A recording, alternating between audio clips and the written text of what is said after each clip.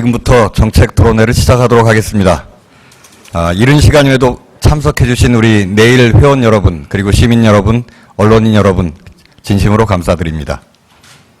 한국경제 해법 찾기 시리즈 11번째 공정성장을 위한 3가지 입법 과제를 토론하고 한국경제의 지속가능한 성장 패러다임을 모색하는 공정성장을 위한 공정 3법 정책 토론회를 시작하겠습니다. 오늘 행사를 주관해 주신 정책네트워크 내일 소장님이신 정현호 소장님을 모시고 인사 말씀을 듣도록 하겠습니다. 큰 박수 부탁드립니다.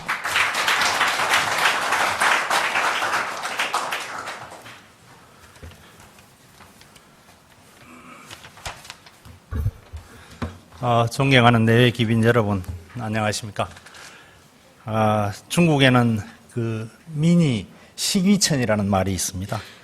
예나 지금이나 정치의 가장 기본이고 최종 목적은 국민들의 먹고 사는 문제를 해결하는 것입니다. 그럼에도 불구하고 요즘 우리 정치권은 무엇이 그리 바쁜지 이러한 문제에 대해서 별다른 관심을 갖고 있지 않은 듯합니다. 지금 우리 경제는 새로운 성장 동력이 보이지 않고 저출산 또 고령화 이런 문제로 해서 저성장 시대로 진입하고 있다고 합니다. 또 대외적으로도 달러 강세라든지 엔화 약세, 중국의 부상 이런 문제로 해서 불확실성이 굉장히 심화되고 있습니다. 뿐만 아니라 고용이라든지 임금, 분배가 없는 산무 성장으로 양극화도 계속 심화되어 가고 있습니다. 그래서 이제 40년 장기 불황의 초입에 있다 이렇게 이야기를 하고 있습니다. 이에 안 대표님께서는 이러한 위기를 탈피하기 위한 방안으로 공정성장론을 제안하고 계십니다. 저희 정책 네트워크 내일과 우리 안철수 대표님께서는 작년부터 10차례에 걸쳐서 한국경제 해법 찾기 시리즈를 기획하고 있습니다. 지금까지 고려대학교 장하성 교수님, 서울대학교 이건 교수님, 그리고 박영선 전 원내대표님, 박원순 서울시장님, 안희정 충남지사님 이런 분들을 모시고 공정성장론의 실현 방안에 대해서 다각도로 논의를 해왔습니다. 공정성장론의 핵심은 공정한 제도 하에서 혁신이 일어나고 성장과 분배가 선순환되는 경제를 말하는 것입니다. 이제 이와 같은 10차례에 걸친 논의 결과를 제도적으로 보장하기 위해서 오늘 11번째로 공정성장 3법 토론회를 개최하게 되었습니다. 아무쪼록 뜻깊은 자리에 참석해 주신 우리 최성호 교수님, 또 토론을 맡아주시는 박영선 전 원내대표님, 희망제작소 이원재 소장님, 그리고 경제개혁연구소 차이배 연구위원님, 서울시립대 김희철 교수님께 진심으로 감사를 드립니다. 아울러 늘 저희 정책 네트워크 내일을 성원해 주시고 오늘 바쁘신 시간을 내서 저희 토론회에 왕림해 주신 내외 기빈 여러분께 감사드립니다.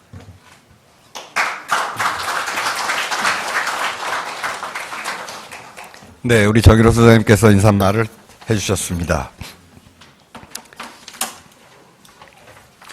본격적인 토론회 진행의 사회를 맡은 최성호 경기대 행정대학원 교수님을 소개해 올리겠습니다. 우리 최성호 교수님은 코넬대 경제학 박사로 경기대학교 행정대학원 교수로 재직 중입니다. 우리 큰 박수로 최성호 교수님께 마이크를 넘기도록 하겠습니다.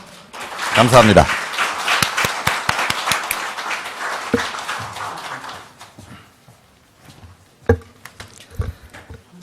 네, 안녕하십니까. 방금 소개받은 최성호 교수입니다. 오늘 토론회 사회를 맡게 된 것을 뜻깊게 생각합니다. 먼저 오늘 발표자와 토론자 선생님들을 먼저 소개해 드리겠습니다. 오늘 발표자 토론자 선생님들께서는 앞으로 잠깐 나오셔서 인사를 좀 하시겠습니다. 함께 좀 이렇게 서주시면 감사하겠습니다. 네. 올라가실 필요는 없으시고. 예. 아닙니다. 그 자리에서 그냥. 예. 먼저 오늘 발표를 맡으신,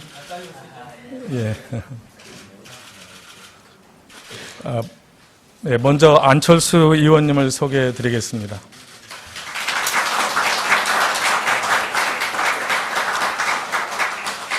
또 토론을 맡아주신 박영선 의원이십니다.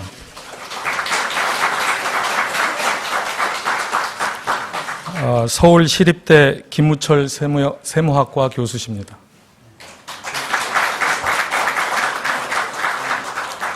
경제평론가이신 희망제작소 이원재 소장님 오셨습니다. 또 공인회계사이신 경제개혁연구소 최이배 연구위원님이십니다.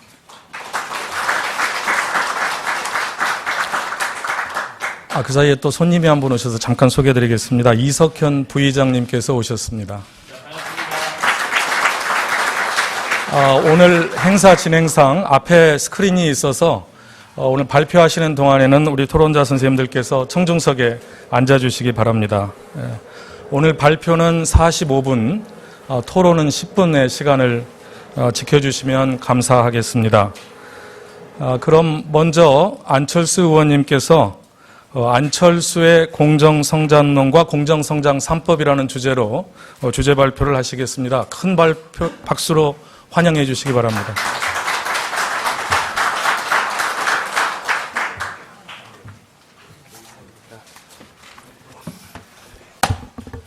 네, 많은 분들 이렇게 참석해 주셔서 감사합니다.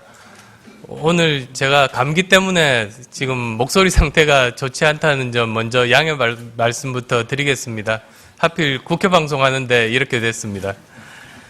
그 세 가지 정도 이제 주요한 내용을 말씀을 드리고자 합니다. 우선 첫 번째는 지금 현재 한국 경제의 상황이 어떠한가, 그리고 또 두 번째로는 그 위기를 극복하기 위해서 제가 이제 제안한 공정성장론은 어떤 것인가, 그리고 또 세 번째로는 오늘 토론의 주제입니다만 이것을 이루기 위해서 제가 제안하는 그 법률의 내용에 대한 말씀을 순서대로 드리고자 합니다. 우선 첫 번째로 지금 현재 한국 경제 상황입니다. 우선은 단기간 이제 올해만 놓고 말씀을 드려보겠습니다. 이 한국의 경제 구조 하면 크게 두 가지로 나눌 수 있지 않습니까? 수출과 내수입니다. 이제 올해 수출 전망 어떤 상황이냐 말씀을 드리겠는데요. 10개월 연속 지금 수출이 감소하고 있습니다. 한 달도 빼놓지 않고 지금 감소를 하고 있고, 그리고 특히 바로 지난달 10월 달에는 거의 16% 정도 감소했습니다. 근래 들어서 최대의 하락폭입니다. 구조적으로 그리고 또 내용적으로 굉장히 지금 상황이 좋지가 않습니다. 우선은 일본을 말씀을 드리겠는데요. 지금 현재 일본은 아베노믹스로 엔화가 약세입니다. 엔화가 약세라는 말은 훨씬 더 우리보다도 기술력이 높은 제품을 싸게 수출할 수 있다는 말입니다. 즉, 이 엔화 약세가 구조적으로 지속되는 것은 지금 우리 한국의 수출 경쟁력에 아주 치명적이라는 말씀 드리겠습니다. 그 다음 또 이제 중국의 경제 상황인데요. 중국의 경제 상황이 지금 질적으로 양적으로 변화를 하고 있습니다. 일단은 양적으로 지난 분기에 처음으로 7% 아래로 성장률이 내려갔습니다. 우리 수출 중에 4분의 1을 차지하는 중국이 이렇게 성장률이 둔화되는 것은 우리에게 굉장히 큰 영향을 줍니다. 더 큰 문제는 내용적인 변화입니다. 질적인 변화입니다. 중국이 그전에 이제 수출 위주에서 내수 위주로 바뀌고 있습니다. 그런데 우리가 지금까지 중국에 수출했던 것은 중국이 최종 제품을 수출하기 전에 필요한 중간재를 우리 한국에서 만들어서 수출을 했던 겁니다. 그런데 이제 중국이 수출에서부터 내수 위주로 바뀌다 보면 우리가 지금까지 주로 중국에 수출했던 그 중간재가 수출이 감소하게 되고 그 길이 막히게 됩니다. 그러니까 이 양적인 부분뿐만 아니라 질적으로 변화되는 중국의 경제 상황이 우리에게 굉장히 치명적입니다. 빨리 대비하지 않으면 굉장히 위험합니다. 따라서 올해 수출 전망 한마디로 굉장히 암울하다, 암담하다 말씀을 드릴 수 있습니다. 두 번째로 내수에 대한 부분입니다. 내수. 이제 우리 국민들이, 서민들이 국가 내에서 물건을 사는 건데요. 당연히 상식적으로 생각하시면 빚이 많은 상황에서는 구매력이 떨어집니다. 그런데 이 가계부채가 지금 1130조를 돌파하고 있고 거의 매달 거의 10조 원 가까이 매달 증가하고 있습니다. 지금 또 우리 금리가 1.5%밖에 안 되는 사상 최저금리다 보니까 이 가계부채 증가하는 것을 지금 제어하기는 힘든 상황입니다. 그리고 또 저희 동네에서 이제 상계동에서 여러 부동산 거래 업체들을 가보면 항상 많이 듣는 이야기가 요즘 굉장히 빠른 속도로 전세가 월세로 바뀌고 있다고 합니다. 그러면 그전까지 전세로 사시던 분이 월세를 내게 되면 아주 많은 돈을 월세로 내야 되고 그만큼 또 구매력이 제한을 받을 수밖에 없습니다. 그러니 올해 이제 내수의 증가 폭도 기대할 것이 없다고 결론을 내릴 수가 있습니다. 또 이제 우리 앞에 지금 다가와 있는 것은 미국의 금리 인상입니다. 12월 달에 금리 인상이 될지는 확실치는 않습니다. 특히 파리의 테러 때문에 전 세계적으로 이제 사람들의 이동이라든지 또는 관광 수지 같은 것에 영향을 받을 겁니다. 그러면 미국이 어쩌면 금리 인상을 못할 가능성도 있다고 생각하지만 올해 12월이 아니더라도 내년 초 정도에 미국이 금리 인상 가능성이 있습니다. 미국 금리가 인상이 되면 어떻게 되는가? 개인이 은행에 예금을 할 때도 이자를 많이 주는 은행에 예금을 합니다. 국가 간에도 마찬가지입니다. 한국이 금리가 낮은 상태에서 미국이 금리를 올리게 되면 한국에 들어와 있던 해외 자본들이 미국으로 빠져나갑니다. 당연합니다. 그런데 그렇게 되면 어떻게 되겠습니까? 그걸 자본 유출이라고 이제 표현을 하게 되는데 자본 유출이 되는 상황에서 일어날 수 있는 일들은 주가 하락 그리고 또 부동산 가격 하락입니다. 그리고 지금 코스피 흐름을 한번 보십시오. 최근 며칠간 굉장히 빠른 속도로 빠집니다. 2000이 깨지고 1950이 깨지고 지금 내려가고 있습니다. 이게 벌써 미국의 금리 인상을 예측하고 염두에 두고 지금 벌써 조정이 시작되는 겁니다. 그래서 이렇게 자본 유출이 되면 주가 하락 또 이제 부동산 가격 하락 이런 것들이 우리 앞에 놓여져 있는 겁니다. 그래서 이제 총체적으로 말씀드리면 올해 경제 상황은 굉장히 암울하다고 말씀을 드릴 수가 있습니다. 2% 중반대 정도 성장률에 머물 겁니다. 굉장히 고통스러울 거고요. 그런데 구조적으로 더 큰 문제는 장기적인 인구 추세에 있습니다. 2018 인구 절벽이라는 책을 보신 분들도 계시겠습니다만 경제에 가장 큰 영향을 주는 것은 인구입니다. 대표적인 것이 일본입니다. 일본이 1995년에 처음으로 생산 가능 인구가 정점을 찍고 감소하기 시작했습니다. 생산 가능 인구라고 하면 15세부터 64세 인구입니다. 가장 활발하게 경제 활동을 하는 일도 많이 하지만 소비의 주체이기도 합니다.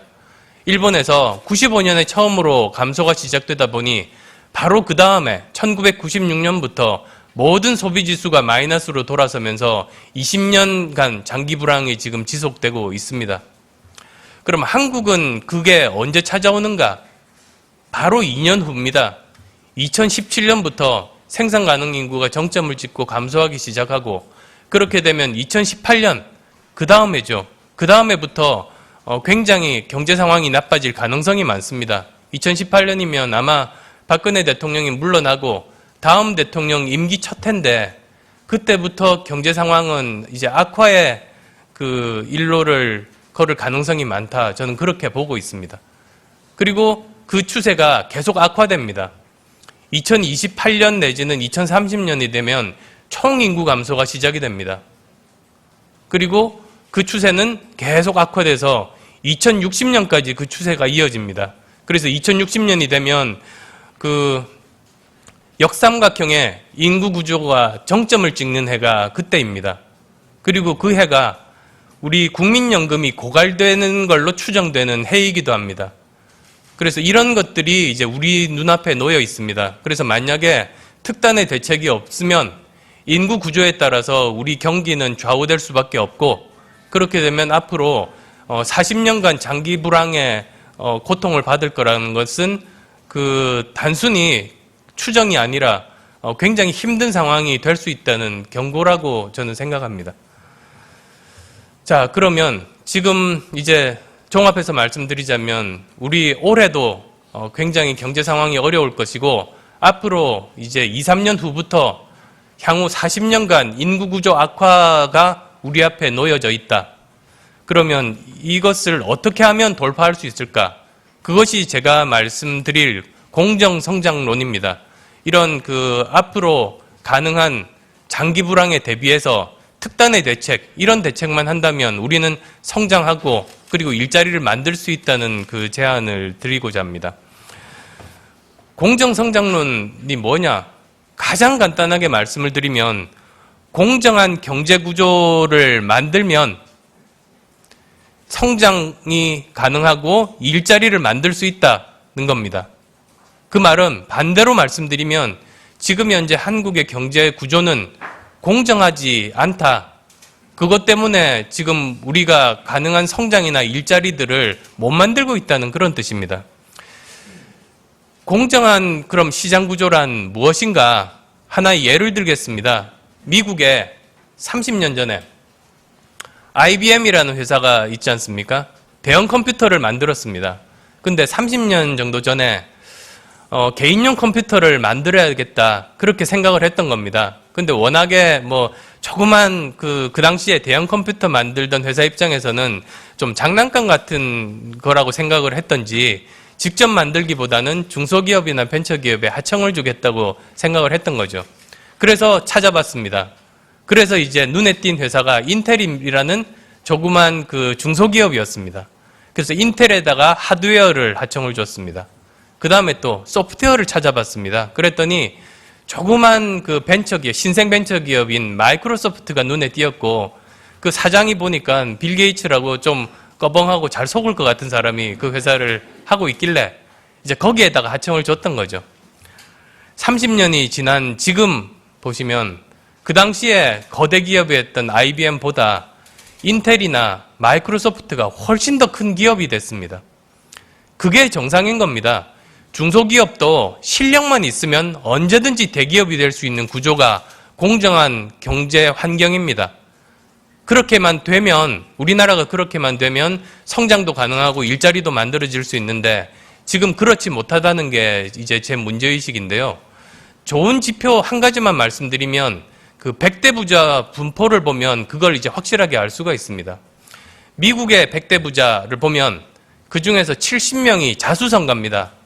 한 푼도 없이 자기 손으로 회사를 일궈서 미국의 100대 부자 안에 든 사람이 70명이 되는 겁니다. 나머지 30명은 물론 상속받은 부자입니다. 그리고 그 정도가 저는 정상이라고 봅니다. 그 정도가 돼야 경제가 역동성이 있고 활력이 있고 개천에서 용이 날 수 있는 구조이고 그렇게 되면 지속적으로 성장하고 일자리를 만들 수 있는 구조라는 겁니다. 자, 미국이 그런데 미국이 70명이 자수성가인데 한국은 어떤지 아십니까?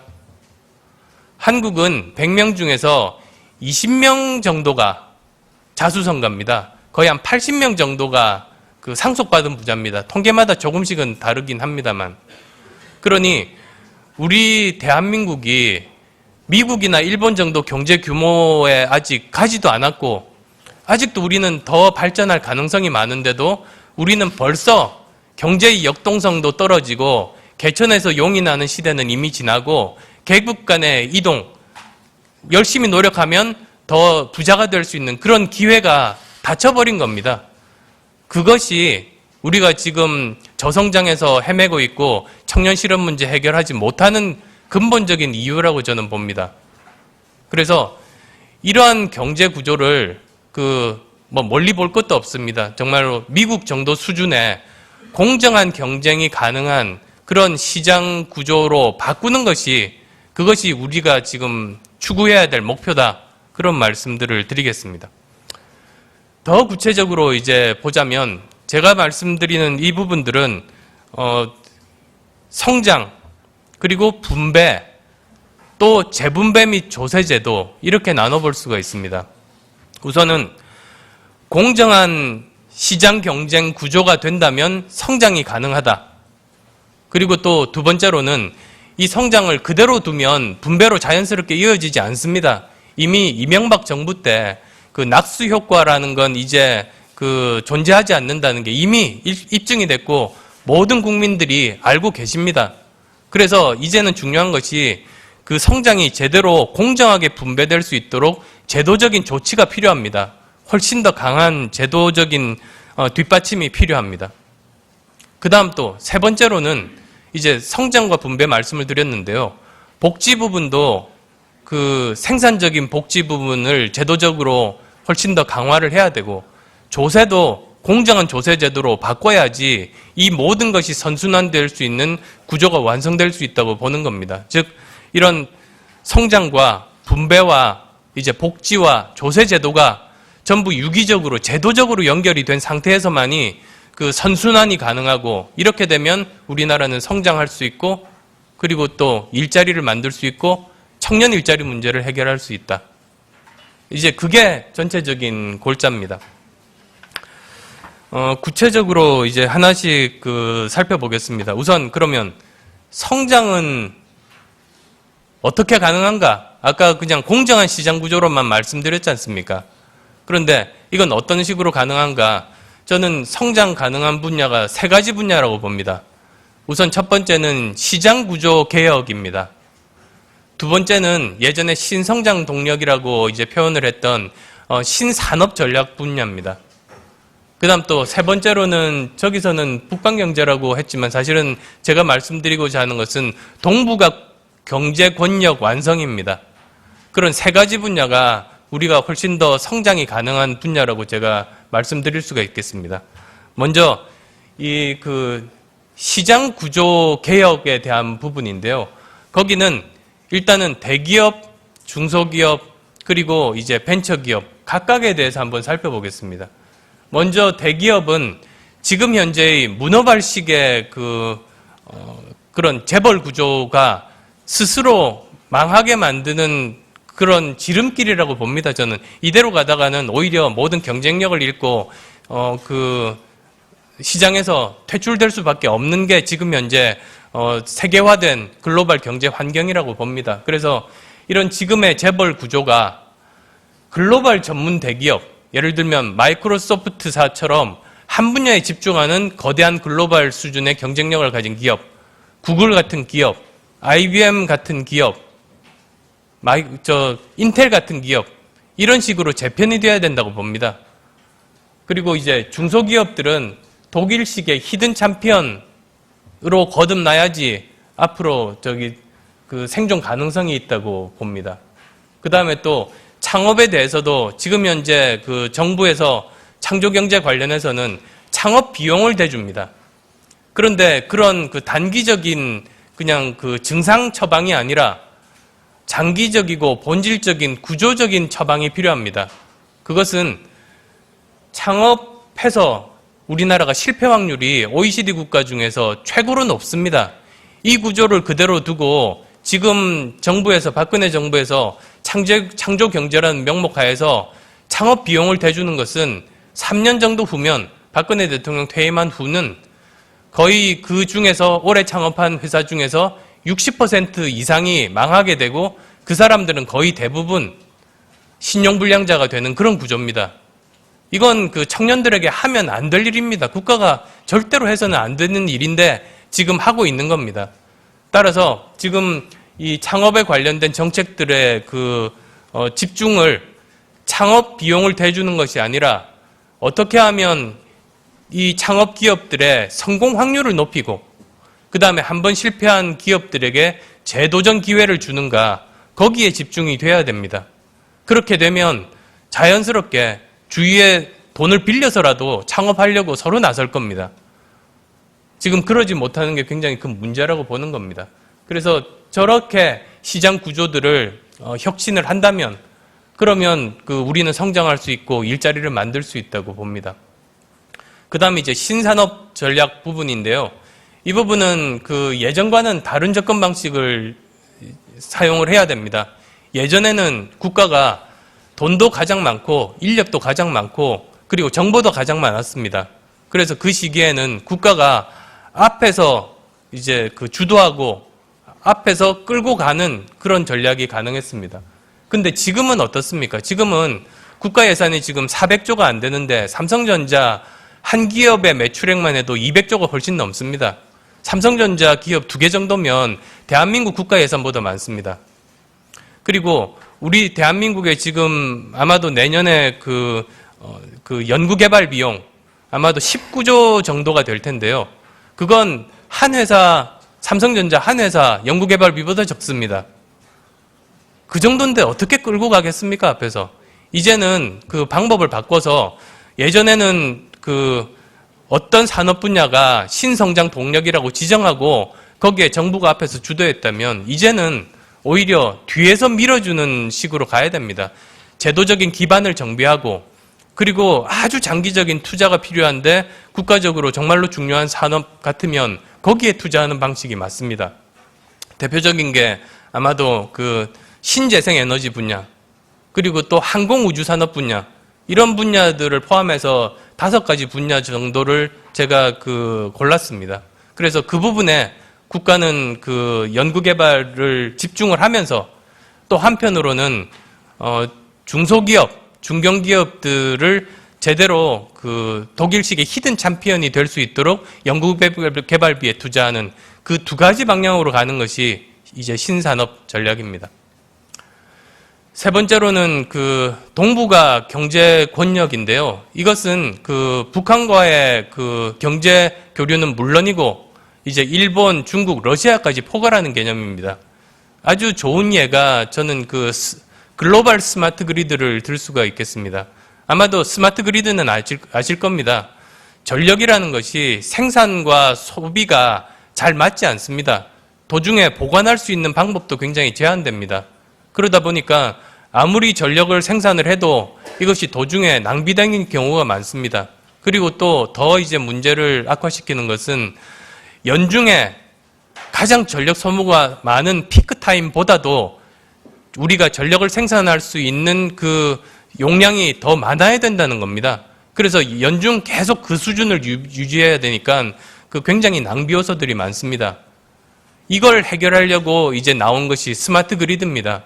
IT 기술을 이용해서 전력을 생산하는 쪽과 전력을 소비하는 쪽을 잘 효율적으로 결합하는 방식입니다. 그래서 이런 것들을 통해서 발전소를 최소한으로 짓고 최대한 효율적으로 전기들을 이제 디스트리뷰션 분배하는 그런 방식인데요. 이게 만약에 한 국가 간에 머물지 않고 국가 내부에 머물지 않고 4개 정도, 5개 정도의 국가 간에 이런 스마트 그리드가 연결될 수 있다면 그 파급력은 정말로 엄청나다고 봅니다. 만약에 우리나라, 일본, 러시아, 중국이 전력선이 연결이 된다. 그건 또 전제 조건이 북한과의 경제 교류가 활성화돼서 북한으로 송전선이 연결돼서 중국과 러시아까지 연결될 때 가능한 그런 그림입니다. 만약에 그렇게 되면 어떻게 되는가? 우선은 전력 수요의 피크 타임이 다릅니다. 시간차가 조금씩 있기 때문이죠. 그런 것들을 서로 연결을 한다면 한 국가에서 전력 수요가 가장 많을 때 다른 국가에서는 유휴 전력이 많습니다. 그걸 제대로 효율적으로 쓸 수가 있는 겁니다. 그리고 또 우리나라가 일본에 비해서 전력 생산 단가가 굉장히 낮습니다. 좀 지나치게 낮은 건 문제라고 봅니다. 왜냐하면 원자력 발전에 대한 폐기 비용을 계산을 제대로 하지를 않다 보니까 일본보다 굉장히 낮게 지금 책정되어 있습니다만 어쨌든 일본에 우리가 바로 남는 전기를 그냥 버리는 것이 아니라 이걸 다 비용받고 수출할 수 있는 거죠. 그리고 나라마다 피크 타임의 수요가 다르다 보니까 거기에 연결된 모든 국가가 발전소를 적게 지어도 되는 겁니다. 그럼 파급력은 정말로 엄청나다고 봅니다. 이게 제가 생각하는 이제 동북아 경제 권력의 구상인데 여기에는 그냥 단순히 글로벌 스마트 그리드로 전력선을 연결하는 것뿐만 아니라 가스 파이프라인이라든지 도로라든지 그리고 철도라든지 이런 물류선까지 연결을 하게 되면 아마도 지금 중국의 1대1로 거기와 맞물려서 연결이 될 수 있다면 우리나라는 이 동북아의 물류 중심지, 물류의 시작점이 될 수 있다. 그렇게 봅니다. 그리고 우리나라가 그렇게 된다면 아마도 일본에서 자기들 비용을 들여서라도 일본과 한국을 연결하는 해저터널 그런 것도 훨씬 더 가능해지지 않는가 그런 생각이 듭니다. 그렇게 되면 우리나라가 이제 가질 수 있는 경제적인 파급 효과는 상상을 초월할 수 있다. 저는 그렇게 말씀을 드리겠습니다. 자, 그래서 이제 이런 것들이 전부 가능해지기 위해서는 이제 그 구체적으로 실행 계획이 필요합니다. 법안들이 필요합니다. 제도들이 바뀌어야 됩니다. 그래서 지금 현재 제도들을 정리하고 있습니다. 어떤 것들이 법안으로 제출이 되고 그것이 제도화되어야 제가 말씀드리는 공정성장이 가능해지고 그리고 일자리들이 만들어질 수 있는가.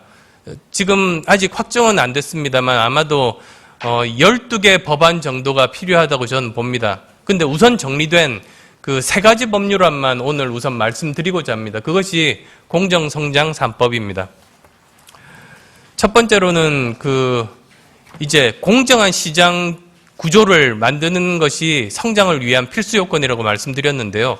그 중에서 가장 중요한 역할을 담당하는 것이 공정거래위원회입니다. 제가 독일에 가서 공정거래위원회 사람들을 만났습니다. 근데 그 사람들을 만나려고 하니까 보온에 있다고 들었습니다. 원래는 베를린에 있었던 것으로 알고 있었습니다. 그래서 왜 그렇게 보온으로 옮겼느냐고 물어봤더니 독일이 통일되기 전에는 공정거래위원회가 베를린에 있었는데 통일된 이후에 양쪽에 통합된 경제부처가 베를린으로 옮겨왔답니다. 그래서 자기들은 경제부처와 먼 보온으로 다시 이사를 갈 수밖에 없었다는 겁니다. 그래서 아니 왜 경제부처와 그렇게 떨어져야 되느냐고 했더니 이 사람들 말은 자기들의 역할은 한마디로 경제부처와 싸우는 게 자기들 일이랍니다. 즉 경제부처에 대한 준사법기관으로서의 역할이 자기들의 그 일인데 같은 도시에 있다 보면 자꾸 얼굴 마주치고 식당에서도 보게 되고 하면 제대로 못 싸울까 봐 얼굴 안 보려고 달아났답니다. 저는 사실 약간 충격받았습니다. 우리나라는 완전히 반대 일이 벌어집니다. 우리나라는 공정거래위원회는 경제부처의 오른팔 정도로 스스로도 생각을 합니다. 그래서 이번에 경제부처가 세종시로 옮겼을 때 공정거래위원회도 같이 사이좋게 세종시로 옮겨갔습니다. 그것 자체가 굉장히 공정거래위원회를 보는 시각이, 철학이 가장 근본적으로 다르다. 저는 거기서 그렇게 판단합니다. 그래서 공정거래위원회가 제대로 그 경제부처와 싸우는 역할을 하기 위해서는 공정거래위원회를 개혁해야 된다. 어떻게 하느냐? 권한을 강화하고 독립성을 강화하고 투명성을 강화하는 방향으로 강화해야 된다고 말씀을 드릴 수 있겠습니다. 우선은 어떻게 권한을 강화하는가? 지금 현재 예를 들면 미국에서 그것도 한 30년 정도 전입니다. 미국의 30년도 정도 전에 미국 전역의 전화회사를 AT&T라는 회사가 독점을 하고 있었습니다. 근데 워낙 문제가 많았습니다. 소비자들이 아무리 항의를 해도 본척 만척하고 자기들 안 통하면 전화 자체를 쓸 수가 없습니다. 그리고 또 경쟁도 없으니까 굉장히 태만한 그런 조직이었습니다. 문제라고 생각하고 공정거래위원회가 이 AT&T를 5개로 쪼갰습니다. 지역별로 쪼개고 경쟁체제에 돌입하게 만든 겁니다. 그러니까 이제는 그 회사들이 열심히 경쟁하는 가운데서 어떻게 하면 소비자들에게 잘 보일까 열심히 노력을 했습니다. 그 결과로 30년이 지난 지금 미국은 통신 분야에서 세계 1위, 인터넷 분야에서 세계 1위의 강국이 됐습니다. 시장 구조가 왜곡돼 있으면 그걸 고치는 게 공정거래위원회 역할입니다.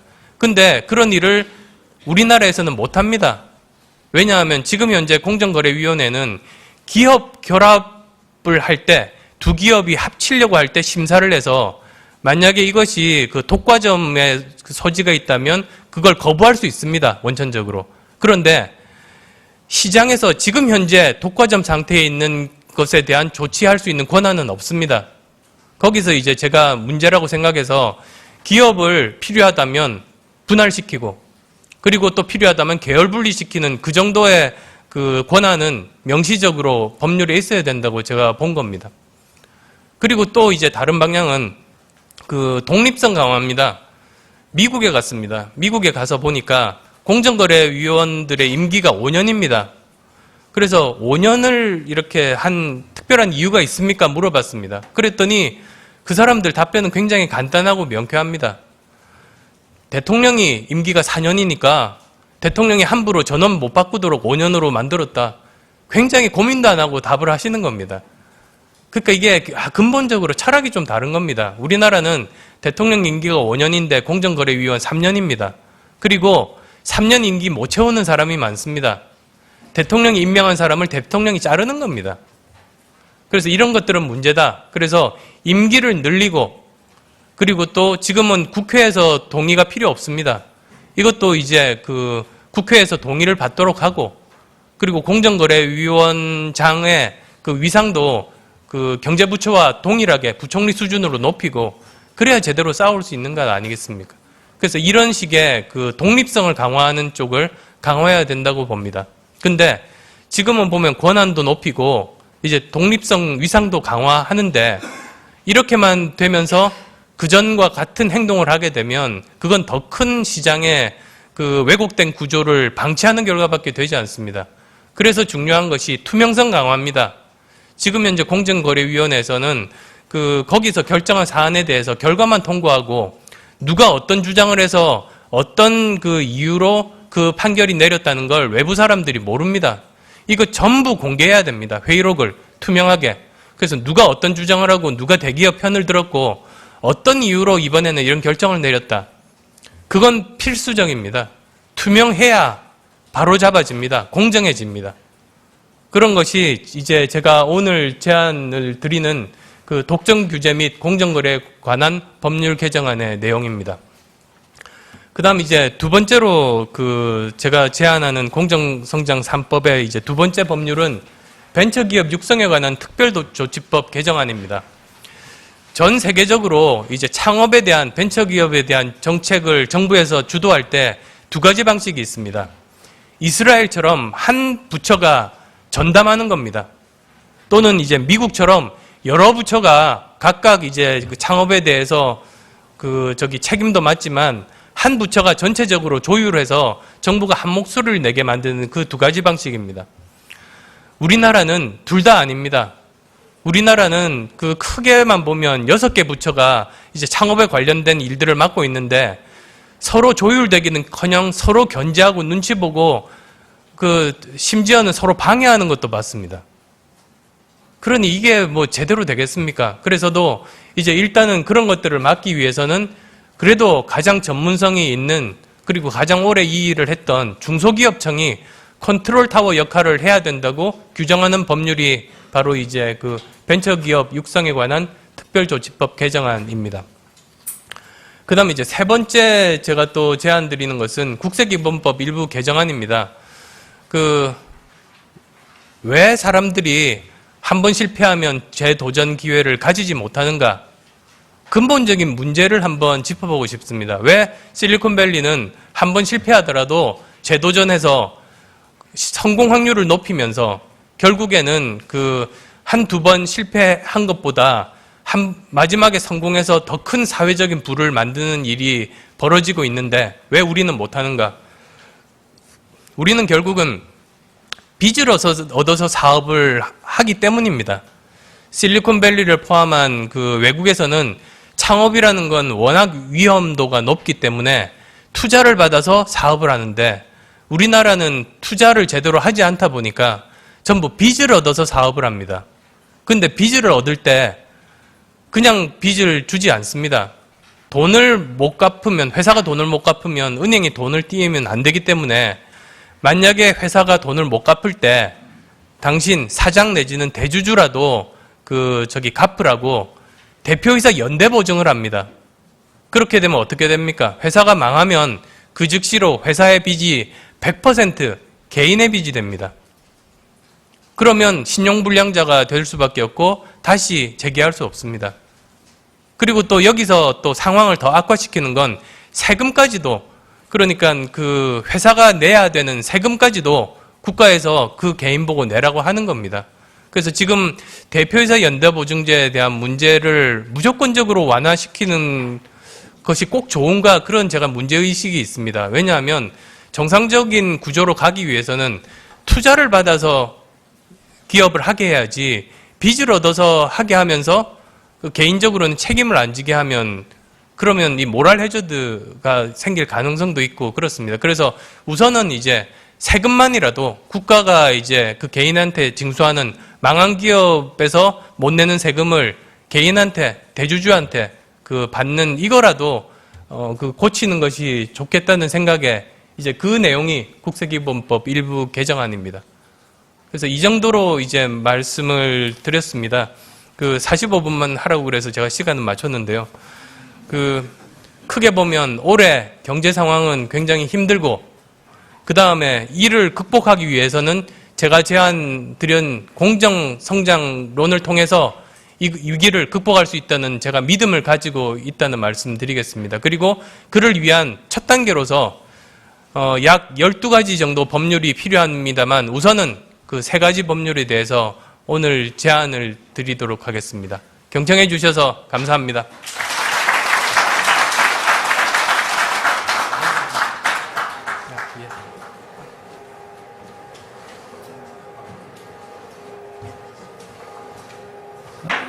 그 사이에 또 손님이 한 분 더 오셨습니다. 원혜영 의원님 오셨습니다. 예. 우리 안 의원님 발표 감사합니다. 한국 경제의 상황 또 구조적인 문제부터 시작해서 아주 구체적인 문제까지 우리가 공정한 제도와 정책을 통해서 공정한 경제 구조를 이루면 성장과 분배가 선순환하는 그런 경제를 우리가 이루어 나갈 수 있겠다는 취지의 발표를 하셨습니다. 아주 구체적인 문제까지 말씀하셨고 사실 경쟁 정책은 제 전공 분야이기도 한데 우리 안 의원님께서 경제학자 일자리까지 위협하시는 거 아닌가 이런 생각이 들었습니다. 감사합니다. 그럼 지금부터 본격적인 토론에 들어가도록 하겠습니다. 토론자분들께서는 앞으로 자리를 잡아주시기 바랍니다. 그리고 자리를 잡으시는 동안 공지 말씀을 드리겠습니다. 오늘 배포해드린 그 자료집을 보면 뒤에 메모지가 있습니다. 그래서 혹시 질문하실 내용이 있으면 저희가 원활한 진행을 위해서 직접 하시기보다는 그 질문지를 제가 읽어드리는 방식으로 그렇게 나중에 공개 토론을 진행할까 이렇게 생각합니다. 그래서 혹시 질의가 있으신 여러분께서는 메모를 하셔서 진행 측에 넘겨주셨으면 감사하겠습니다. 그럼 토론으로 들어가도록 하겠습니다.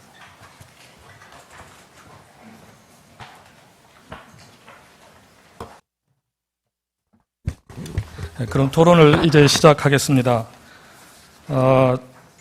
금년 봄에 우리 안 의원님께서 공정성장의 개념을 아마 기치로 새롭게 내세우신 걸로 그렇게 알고 있습니다. 그래서 오늘 토론에는 이러한 공정성장론의 내용을 체계화하고 그 중에서 일부를 좀 현실에 구체적으로 적용하는 그 공정성장 구조의 토대를 이루는 어떤 입법에 대한 제안을 하시고 토론해야 한다는 그런 첫 토론의 의미가 있는 것 같습니다.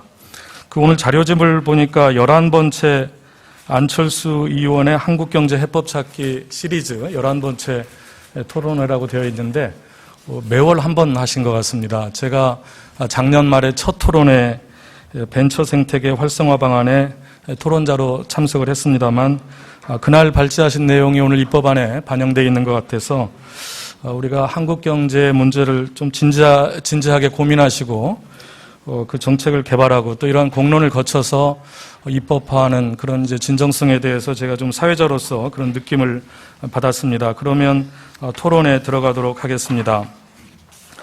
먼저 이원재 희망제작소 소장님 토론부터 들어보도록 하겠습니다. 네, 안녕하세요. 희망제작소 이원재입니다. 제가 말씀을 굉장히 빨리 많이 하셔서 받아 적지를 못해가지고 노트북에다 타이핑을 하느라고 노트북을 들고 나왔습니다. 메모한 보느라고 양해를 부탁드리고요. 저는 이 공정성장론 전반적으로 제 의견을 좀 말씀을 드려보도록 하겠습니다. 아마도 그 뒤에 구체적인 입법안에 대해서 더 구체적인 토론도 있으실 걸로 더 전문가분들이 오셨으니까요 생각을 하고요. 전반적으로 봤을 때 공정성장론의 의미는 저는 이런 데 있는 것 같습니다. 우리가 항상 한국 경제에 성장이 필요하다, 분배가 필요하다, 또 뭐 복지가 필요하다, 성장, 분배, 재분배 이렇게 나눠가지고 아까 안 의원님께서도 설명을 해주셨는데요. 그렇게 설명을 하는데 세 가지를 유기적으로 어떤 관계에 있는지를 명확하게 밝혀내지 못한 채로 따로따로 많이 주장을 했던 것 같습니다. 그러니까 마치 과거의 성장 대 분배의 논란처럼 성장하면 분배가 안 되는 것이 아닌가 하는 생각을 해보기도 하고, 또 어떤 분들은 재분배를, 그러니까 복지를 굉장히 많이 강조를 하지만 또 그게 성장하고 배치가 되는 건지 같이 가는 건지 이런 문제에 대해서 명확하게 논의가 되지 않았던 것 같은데요. 그걸 통합해서 공정성장이라는 말로 새롭게 이 제시를 하신 것에 굉장히 큰 의미가 있다고 생각을 합니다. 그래서 이 담론은 굉장히 큰 강점을 갖고 있다고 생각을 하는데요. 기존의 성장론하고 비교를 해보면 기존의 성장론은 대체로 어떻게 공급을 할 것인가, 그러니까 그 성장률을 어떻게 높일 것인가에 초점을 맞춰가지고 이야기를 하게 되고, 그러다 보면 이제 당장 이 생산을 많이 하게 되는, 그러니까 뭐 매출을 많이 올리게 되는 대기업과 재벌에 초점을 맞춰서 이야기를 하게 되는데요. 그게 아니고 이게 생태계 전반을 포괄할 수 있는 담론이라는데 일단 좀 강점이 있다고 생각을 하고요. 그리고 또 한 가지는 굉장히 중요한 점인데, 지금 시대 정신이 뭐냐, 지금 한국 사람들이 좀 갈급하게 원하는 것이 뭐냐, 여기에 대해서 최근에 조사들을 많이 살펴보면요. 저희 희망제작소에서도 뭐 시니어들을 대상으로도 조사를 최근에 하고 또 청년들을 대상으로도 조사를 했습니다만 대체로 두 가지로 요약이 됩니다. 첫 번째는 러프하게 얘기하면은 이제 거칠게 이야기하자면 정의라는 겁니다. 뭔가 부조리한 것 같다. 특히 이제 청년층에서 이런 반응이 굉장히 많이 나오는데요. 뭔가 이 사회는 내가 노력한 것에 비해서 공정하게 대가를 얻을 수 없는 사회인 것 같다. 이런 정서가 굉장히 팽배하고 그 문제가 해결되는 것이 굉장히 중요한 시대 정신을 구성을 하는 요소가 될 거다. 이렇게들 생각을 하는 것 같습니다. 그게 정의라는 한 가지 요소고, 또 하나는 이제 혁신이라는 요소인데요. 안 의원님께서 계속 설명을 하셨다시피 우리나라가 전반적으로 좀 정체되는 것 같다. 뭔가 바뀌어야 된다. 바뀌어야 되는데 어떻게 해야 되는지 정확히 모르겠지만 좀 기존의 방식은 아닌 방식으로 가야 좀 바뀔 거고, 그래야 뭐 저성장이라든지 이런 문제가 많다고들 하는데 좀 해결이 될 수 있지 않을까, 이렇게 두 가지 정도로 요약이 되는 것 같습니다. 심층 인터뷰를 해봐도 뭐 최근에 여러 설문조사를 봐도 그렇습니다. 일요일에 중앙선대위에서 나온 조사 결과도 보니까 그런 내용들을 담고 있더라고요. 그래서 대체로 혁신이나 정의 두 가지로 이야기가 되는 것 같은데요. 이게 참 묘한 게 이 두 가지가 약간 상충되는 것 같은 느낌을 줍니다. 기존의 논의들이 대부분 그런데요. 혁신을 이야기하자면 보통은 기업이라든지 뭐 비즈니스를 하면서 혁신을 통해서 구조조정을 통해서 효율화를 하고 이런 것들이 생각이 나죠. 정의라는 것은 그것하고 조금 별개의 영역에서, 사법의 영역에서 뭐 또는 재벌과 중소기업의 이 거래관계 영역에서 정의가 구현되어야 되는 건가? 뭐 또 비정규직 문제, 정규직 문제, 그 격차에 대해서 격차의 문제를 이야기할 때 정의가 이야기되는 것 같고, 이렇게 좀 두 개로 나눠서 상충되는 것 같고, 대체로 이 다른 정치 세력이 이 다른 가치를 추구하는 것 같이 이야기가 됩니다. 근데 지금의 시대 정신은 저는 분명하게 이 두 가지 가치를 다 받아 안아서 문제를 해결하려고 하는 그런 정치가를 국민들이 기다리고 있다, 이렇게 생각을 합니다. 그래서 이 두 가지를 어떻게 같이 구현할 수 있을까를 고민하는 것이 굉장히 중요한데, 그런 의미에서 이제 공정성장론이 아주 중요한 역할을 했으면 좋겠다, 이런 생각이 일단 듭니다. 그런 구조를 기본적으로 갖추고 있기 때문에 가능성이 굉장히 크다고 봅니다. 그런데 이제 몇 가지 제안을 드렸으면 하는 점이 있는데요. 첫 번째로는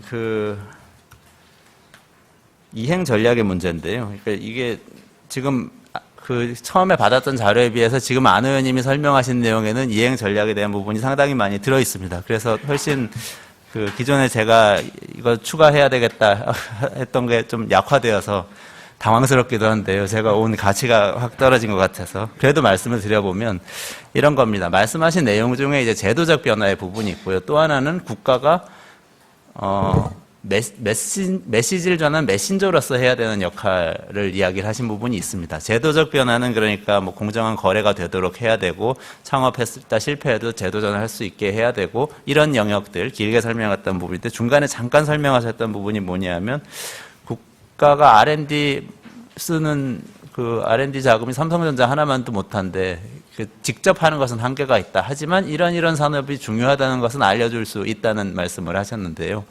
예를 들면 뭐 최근에 그 많은 국가들에서 그 리더들이 하고 있는 전략이 그런 것 같습니다. 어떤 것이 중요하다는 것을 계속해서 국민들에게 메시지를 전함으로써 끌고 가는 방식인데요.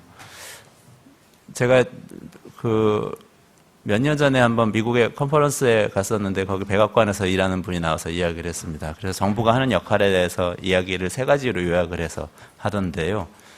3가지는 이런 거라고 했습니다. 하나는 사람들을 모아서 만나게 하는 거, 컨빈이고요. 컨벤션 할 때 컨빈이라는 단어가 있지 않습니까? 모아서 만나도록 하는 거고, 또 하나는 앰플리파이, 그래서 만나서 나온 얘기를 확성기를 딱 대고 크게 나가도록 하는 거. 그리고 3번째가 그렇게 나가도 별로 효과가 없을 경우에 인베스트, 투자를 직접 예산을 지출해서 하는 거. 이렇게 설명을 하더라고요. 이제 미국에서 오바마 대통령이 하고 있는 의사결정을 자세히 보시면은 그렇다는 것을 아실 수 있을 겁니다. 그러니까 최저임금을 올리는 걸 먼저 결정을 하지를 않고 최저임금을 올려야 된다고 이야기를 하고 그 다음에 정부가 나서서 자기들이 고용한 사람들의 최저임금을 올리죠. 임금을 올리고 그렇게 해서 시장에서 어떤 일이 일어나다 보는지 보면서 이제 제도 변화로 가는 그런 방식인데요. 이 산업 정책에 있어서도 저는 그런 접근도 좀 강화될 필요가 있지 않나는 생각이 듭니다. 아까 강조하셨던 예를 들면 신재생 에너지라든지 이런 핵심 부분을 조금 더 정교하게 만들어서 이것이 중요하다는 이 리더십을 메시지를 통해서 이야기를 해주면 그것이 또 한편으로는 국민들이 굉장히 기다리고 있는 메시지이기도 할 것 같습니다. 제가 시간을 얼마나 갖고 있나요? 한 가지만 1분만 더. 1분만 더. 네, 감사합니다.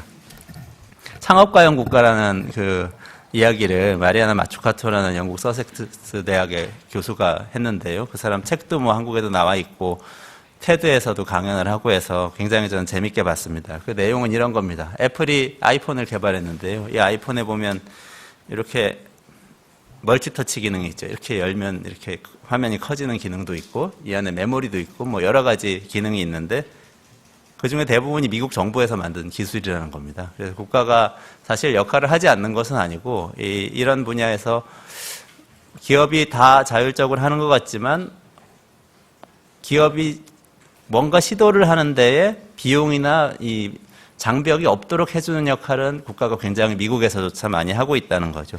그런 형식의 이제 산업정책에서 리더십을 좀 보여줄 수 있지 않나 이런 그 생각이 들었습니다. 짤막한 코멘트 2가지만 붙이면요. 실질적으로요. 첫 번째로는 굉장히 안 의원님 발표 중에서 인상적이었던 것은 창업지원 정책이 금융정책이 아니고 산업정책이라고 정의를 하신 겁니다. 산업정책과 금융정책 좀 다른데요. 지금 금융을 통해서 굉장히 많은 창조경제 관련된 이 지원이 나가고 있는데 그게 아니라 실제 중요한 산업을 정의하고 거기에 어떻게 사람들이 잘 뛰어들수록 해줄 것인가. 이게 산업정책이죠. 이렇게 패러다임 바꿀 필요가 있고 그건 굉장히 크게 동의하고 그것을 강화할 필요가 있겠다. 이렇게 생각하고요.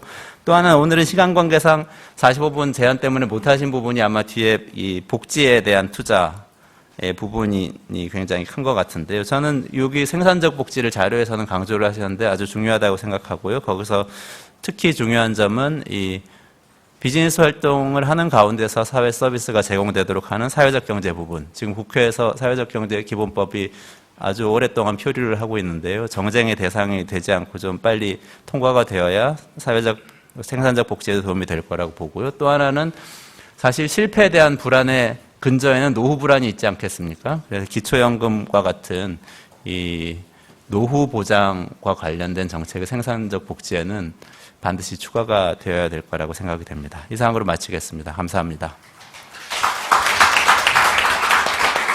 네, 이 소장님 감사합니다. 이 소장님께서는 구체적인 어떤 입법의 내용보다는 좀 더 포괄적으로 공정성장론을 평가하고 보완할 수 있는 방향에 대해서 제안을 하신 것 같습니다. 창업가족 국가 개념 인용하셨는데 뭐 기업가족 국가라고도 할 수 있겠고요. 뭔가 좀 구체적인 이행 전략을 보완하셨으면 좋겠다. 그리고 앞으로 공정성장론 전체를 아우르는 입법과제 아마 지금부터 이제 시작이 아닌가 이렇게 생각이 됩니다. 그리고 복지 문제 아까 말씀을 덜 하셨으면 아까 사실은 안 의원님이 한 10분 정도 절약을 하셨어요. 그래서 나중에 혹시 좀 더 말씀하셔도 되지 않을까 싶습니다. 다음은 우리 김우철 서울시립대 교수님 토론을 듣도록 하겠습니다. 네, 안녕하세요. 김우철입니다. 많은 말씀을 해주셨는데 저한테는 시간이 제한되어 있기 때문에 일단 공정성장 3법이라고 지금 일컬어지는 세 가지 개별 법안에 대해서 먼저 검토 의견을 말씀을 드리고 혹시 제가 더 시간을 가질 수 있으면 공정성장론에 대한 제 나름대로의 이제 생각을 한번 또 말씀드리겠습니다. 세 가지 법안 중 가장 어떻게 보면 좀 수용성이 높은 법안은 벤처기업 육성에 관한 특별조치법 일부 개정안입니다. 내용은 단순합니다. 지금 우리 벤처기업 활성화 특별법이 있는데 이 법이 이제 17년에 만료가 되거든요. 그걸 10년을 더 연장하자는 것이고 그 법의 내용에서도 체계적인 벤처기업 육성책을 3년에 한 번씩 중소기업 청장이 이제 마련해서 수립해서 시행하자.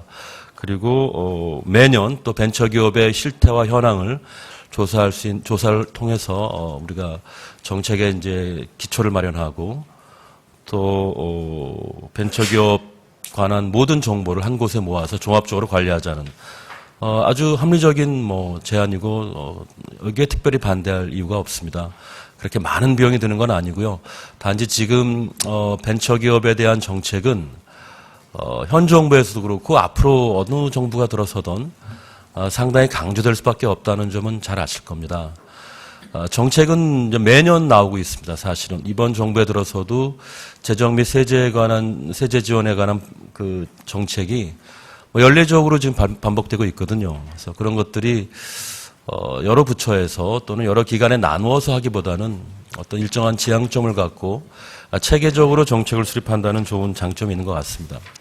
다만 이 법이 완성된다고 해서 또는 이 법이 10년 연장된다고 해서 그만큼 벤처가 활성화될 확률이 무조건 높아지는 것은 아닙니다. 중소기업 청장이 만드는 그런 종합적인 육성안이 과연 실질적인 내용들은 여러 부처의 장이 사실상 적극적으로 도와줘야만 되는 것인데요. 아시다시피 산업자원부 장관보다도 사실은 위상이 낮은 중소기업 청장이 내미는 안에 과연 얼만큼 이게 그 힘을 발휘해야 할지 국회나 행정부 내에서 그거는 미지수죠. 그렇다고 해서 중소기업 청장을 장관급으로 부총리급으로 할 수도 없고 이제 그런 어려운 점이 있습니다. 그래서 컨트롤 타워를 일어나는 것은 좋지만 실질적인 권한을 어떻게 부여할 것인지 그래서 여러 부처와의 협의 권한을 어떻게 마련해 줄지 이런 것들은 여전히 남는 문제죠. 그리고 이 법에 있어서 많은 재정 지원, 세제 지원이 담길 텐데 이 특별법은 살아남지만 다른 세법이 또 고쳐져야 되거든요. 그런 게 어려운 점이 많이 있습니다, 사실은. 그래서 그래도 이 방향을 유지하고 종합적인 정책이 필요하다는 점은 저는 100분 동의합니다. 두 번째로 말씀하신 어떻게 보면 좀 덩치는 작은데요. 국세기본법입니다. 기업이 망하면 50% 이상의 이제 과점주주가 다 물어야 됩니다. 세금까지도, 체납된 세금까지도. 국세기본법은 엄중한 조세 부담을 이제 누구나 완수해야 하는, 책임을 져야 하는 조세 부담에 관한 것들을 다 담고 있는데, 과점주주라는 것은 사실상에 이제 이 회사가 개인화됐다는 거를 말하죠. 그러니까, 아주 예외적인 경우에 이런 이제 책임을 묻는데, 여기에 대해서 물론 반발도 있습니다. 법인이 진 부분을 왜 개인에게, 그것도 이제 회사가 도산된 다음에 계속해서 책임을 지느냐는 이제 문제인데, 그것은 그만큼 이제 조세 정의 또는 이제 국세에 대한 어떤 책임성 이런 것들을 이제 높이는 차원에서 우리가 된 것인데, 물론 논의의 여지는 있습니다. 그러나 지금 말씀하신 신설 벤처기업의 과점 주주에게까지 이 제2차 납세 의무를 지우는 것은 과도하다. 왜냐하면 벤처 산업이라는 게 원래 사업이라는 게 원래 리스크가 큰데 그 리스크에다가 사후 문제까지, 사후의 경제적 부담까지 안기는 것은 바람직하지 않다. 동의할 수 있습니다. 더 나아가서 이 사람이 지금 능력은 있지만 환경과 기회가 잘 따라주지 않아서 사업을 실패할 수 있습니다. 그렇다면 능력 있는 사람은 얼마든지 재기할 수 있는데 이러한 경제적 부담이 재기를 막는 거죠. 신용불량자라는 낙인, 국세 체납자라는 낙인. 뭐 이 사람은 대한민국에서 사실 활동하기 힘들겠죠. 이런 분들한테 누가 투자를 할 것이며 누가 이제 신뢰하고 기회를 주겠습니까? 그래서 적어도 국세 체납분에 대해서만큼은 그런 그러니까 준범죄자라는 어떤 인식 그 문제를 덜어주자는 취지인데요. 저는 모든 벤처기업의 과점주주에 대해서 2차 납세 의무를 면제해 주자는 것은 좀 과도하다고 생각합니다. 조세 형평성 문제가 있고 또 그 벤처기업의 성패가 이분이 경영을 참여하지 않으면서 기술 개발만 하면서 기술 개발의 대가로 이제 이 주식을 많이 지는 경우가 있는데 이런 경우는 좀 억울하죠. 그죠? 경영상에 큰 잘못이 없음에도 불구하고 창업 당시에 기술적 기여가 높아서 주식을 많이 받았는데 이제 제2차 납세 의무가 있다면요. 그러니까 이런 경우는 조금 예외적으로 할 수 있다는 생각을 갖고 있습니다. 그렇지만 이걸 법제화할 수 있을까에 대해서 상당히 지금 자신이 없고요. 대신 창업자에 한해서 이 사람이 재기를 할 때, 재도전을 할 때만큼은 그거 경감해 줄 수 있다고 생각합니다. 가능하면 면제해 줄 수도 있고 50% 정도 감면해 줄 수 있다고 생각합니다. 작년에 올해인가요? 올해 여름에 재도전 활성화법이라는 거를 처음 만들었습니다. 중소기업, 벤처기업 다 해당이 되는데요. 유사한 조치가 담겨 있기도 합니다.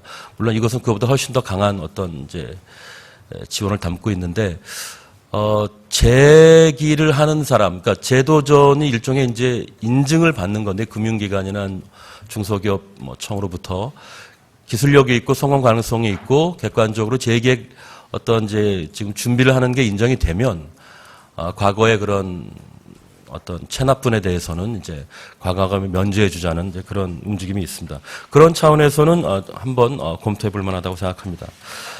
가장 큰 어떻게 보면 영향력을 갖고 있는 법은 세 번째 법인데요. 독점 규제 및 공정거래에 관한 법률에서 아주 많은 이제 사항들이 실려 있는데 일단 공정거래위원회 시장감시 역할이 중요하다고 이제 말씀하셨어요. 공정성장론에서. 근데 이제 공정거래위원회가 사실상 유일한데 지금 공정거래위원회가 국민한테 과연 신뢰가 있을까 없을까 생각하면 저는 없는 편이라고 보고 있습니다.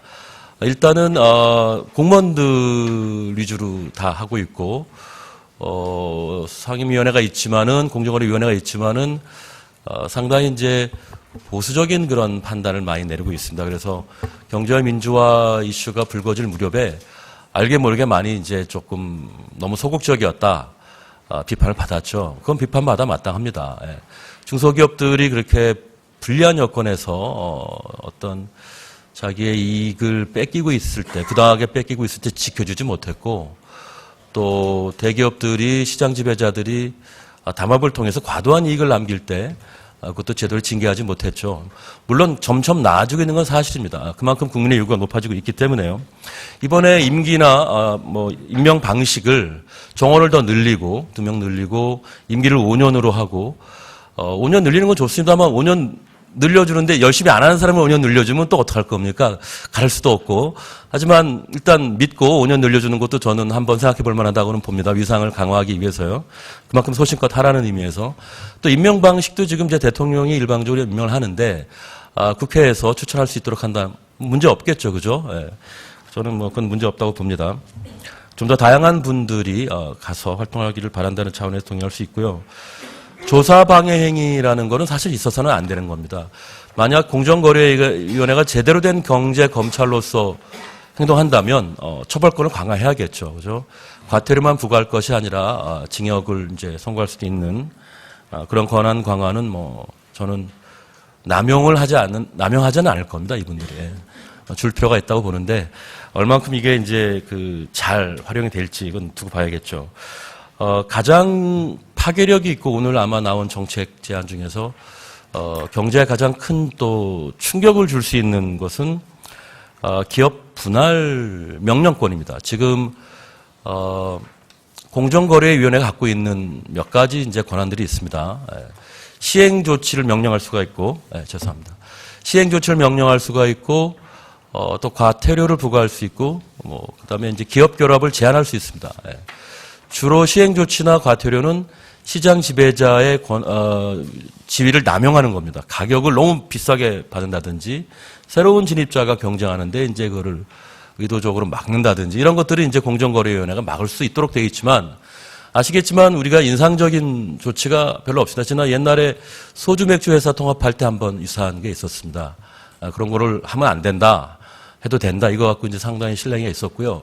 그 정도 역할이 있었고 사실은 이 부분에 있어서 뭐 공정거래위원회가 국민에게 깊은 인상을 남겨줄 만큼 큰 역할은 크게 보이지는 않았습니다. 지금 미국과 같은 경우 인위적으로 독점화하는 경우, 시장 지배력을 비정상적으로 키우는 경우, 미국은 독점의 형성 요인이 기술적인 요인, 효율성, 그다음에 자연스러운 어떤 상황 이런 것이 아니면 무조건 어떤 경우라도 독점을 해체할 수가 있습니다. 그래서 그런 경우가 있었고 미국은 과거에 그 트러스트의 폐해를 너무나 많이 국민들이 겪어서 경쟁이 얼마나 중요한지를 알고 있고 경쟁이 곧 이 국가에서는 공정입니다. 경쟁적인 시장이 곧 공정입니다. 근데 우리 경우에 공정거래법이 있지만 우리의 공정은 사실은 모호합니다. 추상적이고 주관적이고 시간에 따라 달라지고 공정거래법 내에 있는 것도 시행조치의 대상도 대체로 가격 남용 행위나 어떤 진입장벽 치는 이런 것들로 되어 있는데 지금 이번에 공정거래법의 취지나 목적이 충분히 달성되지 않는 경우에는 시행조치보다 훨씬 강한 이제 기업 분할을 명령할 수 있다. 주식을 팔든지 사업을 양도하라는 거죠. 이게 상당히 강한 그 조치고 아마 경제에 주는 충격은 상당히 클 거라고 보는데 지금 이 권한을 아직 충분히 전문화되지도 못하고 신뢰가 다소 약한 공정거래위원회에 과연 주었을 때 어떤 일이 벌어질까요? 저는 좀 아직은 좀 자신이 없습니다. 그리고 과연 이분들이 그런 강력한 권한을 발동하려면 법에 의존을 해야 되는데 법에 이렇게 모호하게 공정거래법의 취지와 목적의 달성이 충분치 않은 경우라고 하면 이거는 법을 해석하는 사람이나 집행하는 사람이나 당하는 사람이나 서로 이거는 동의하기가 힘듭니다. 그래서 좀 더 많은 준비가 필요한데 일단 발동 요건을 명확히 해야 된다. 구체적이고 추상같이 해야 된다. 저는 단순한 시장 그 지배자의 그 위치를 남용하는 정도가 아닌 훨씬 강한 부당한 또 누구나 동의할 수 있는 그런 것들을 우리가 구체화하고 객관화해서 법률의 실행에 힘을 이제 실어줘야 된다. 더 중요한 건 과연 국민이 지금 이 법에 갖고 있는 기본적인 방향에 얼만큼 마음이 준비되어 있고 또 동의할 수 있는지 또 사회적 합의를 물론 이제 법을 우리 제안함으로써 이제 논의를 시작할 수 있다고 보는데요. 좀 더 많은 준비가 더 필요하지 않나 이렇게 생각합니다. 네, 이상입니다. 수고하셨습니다.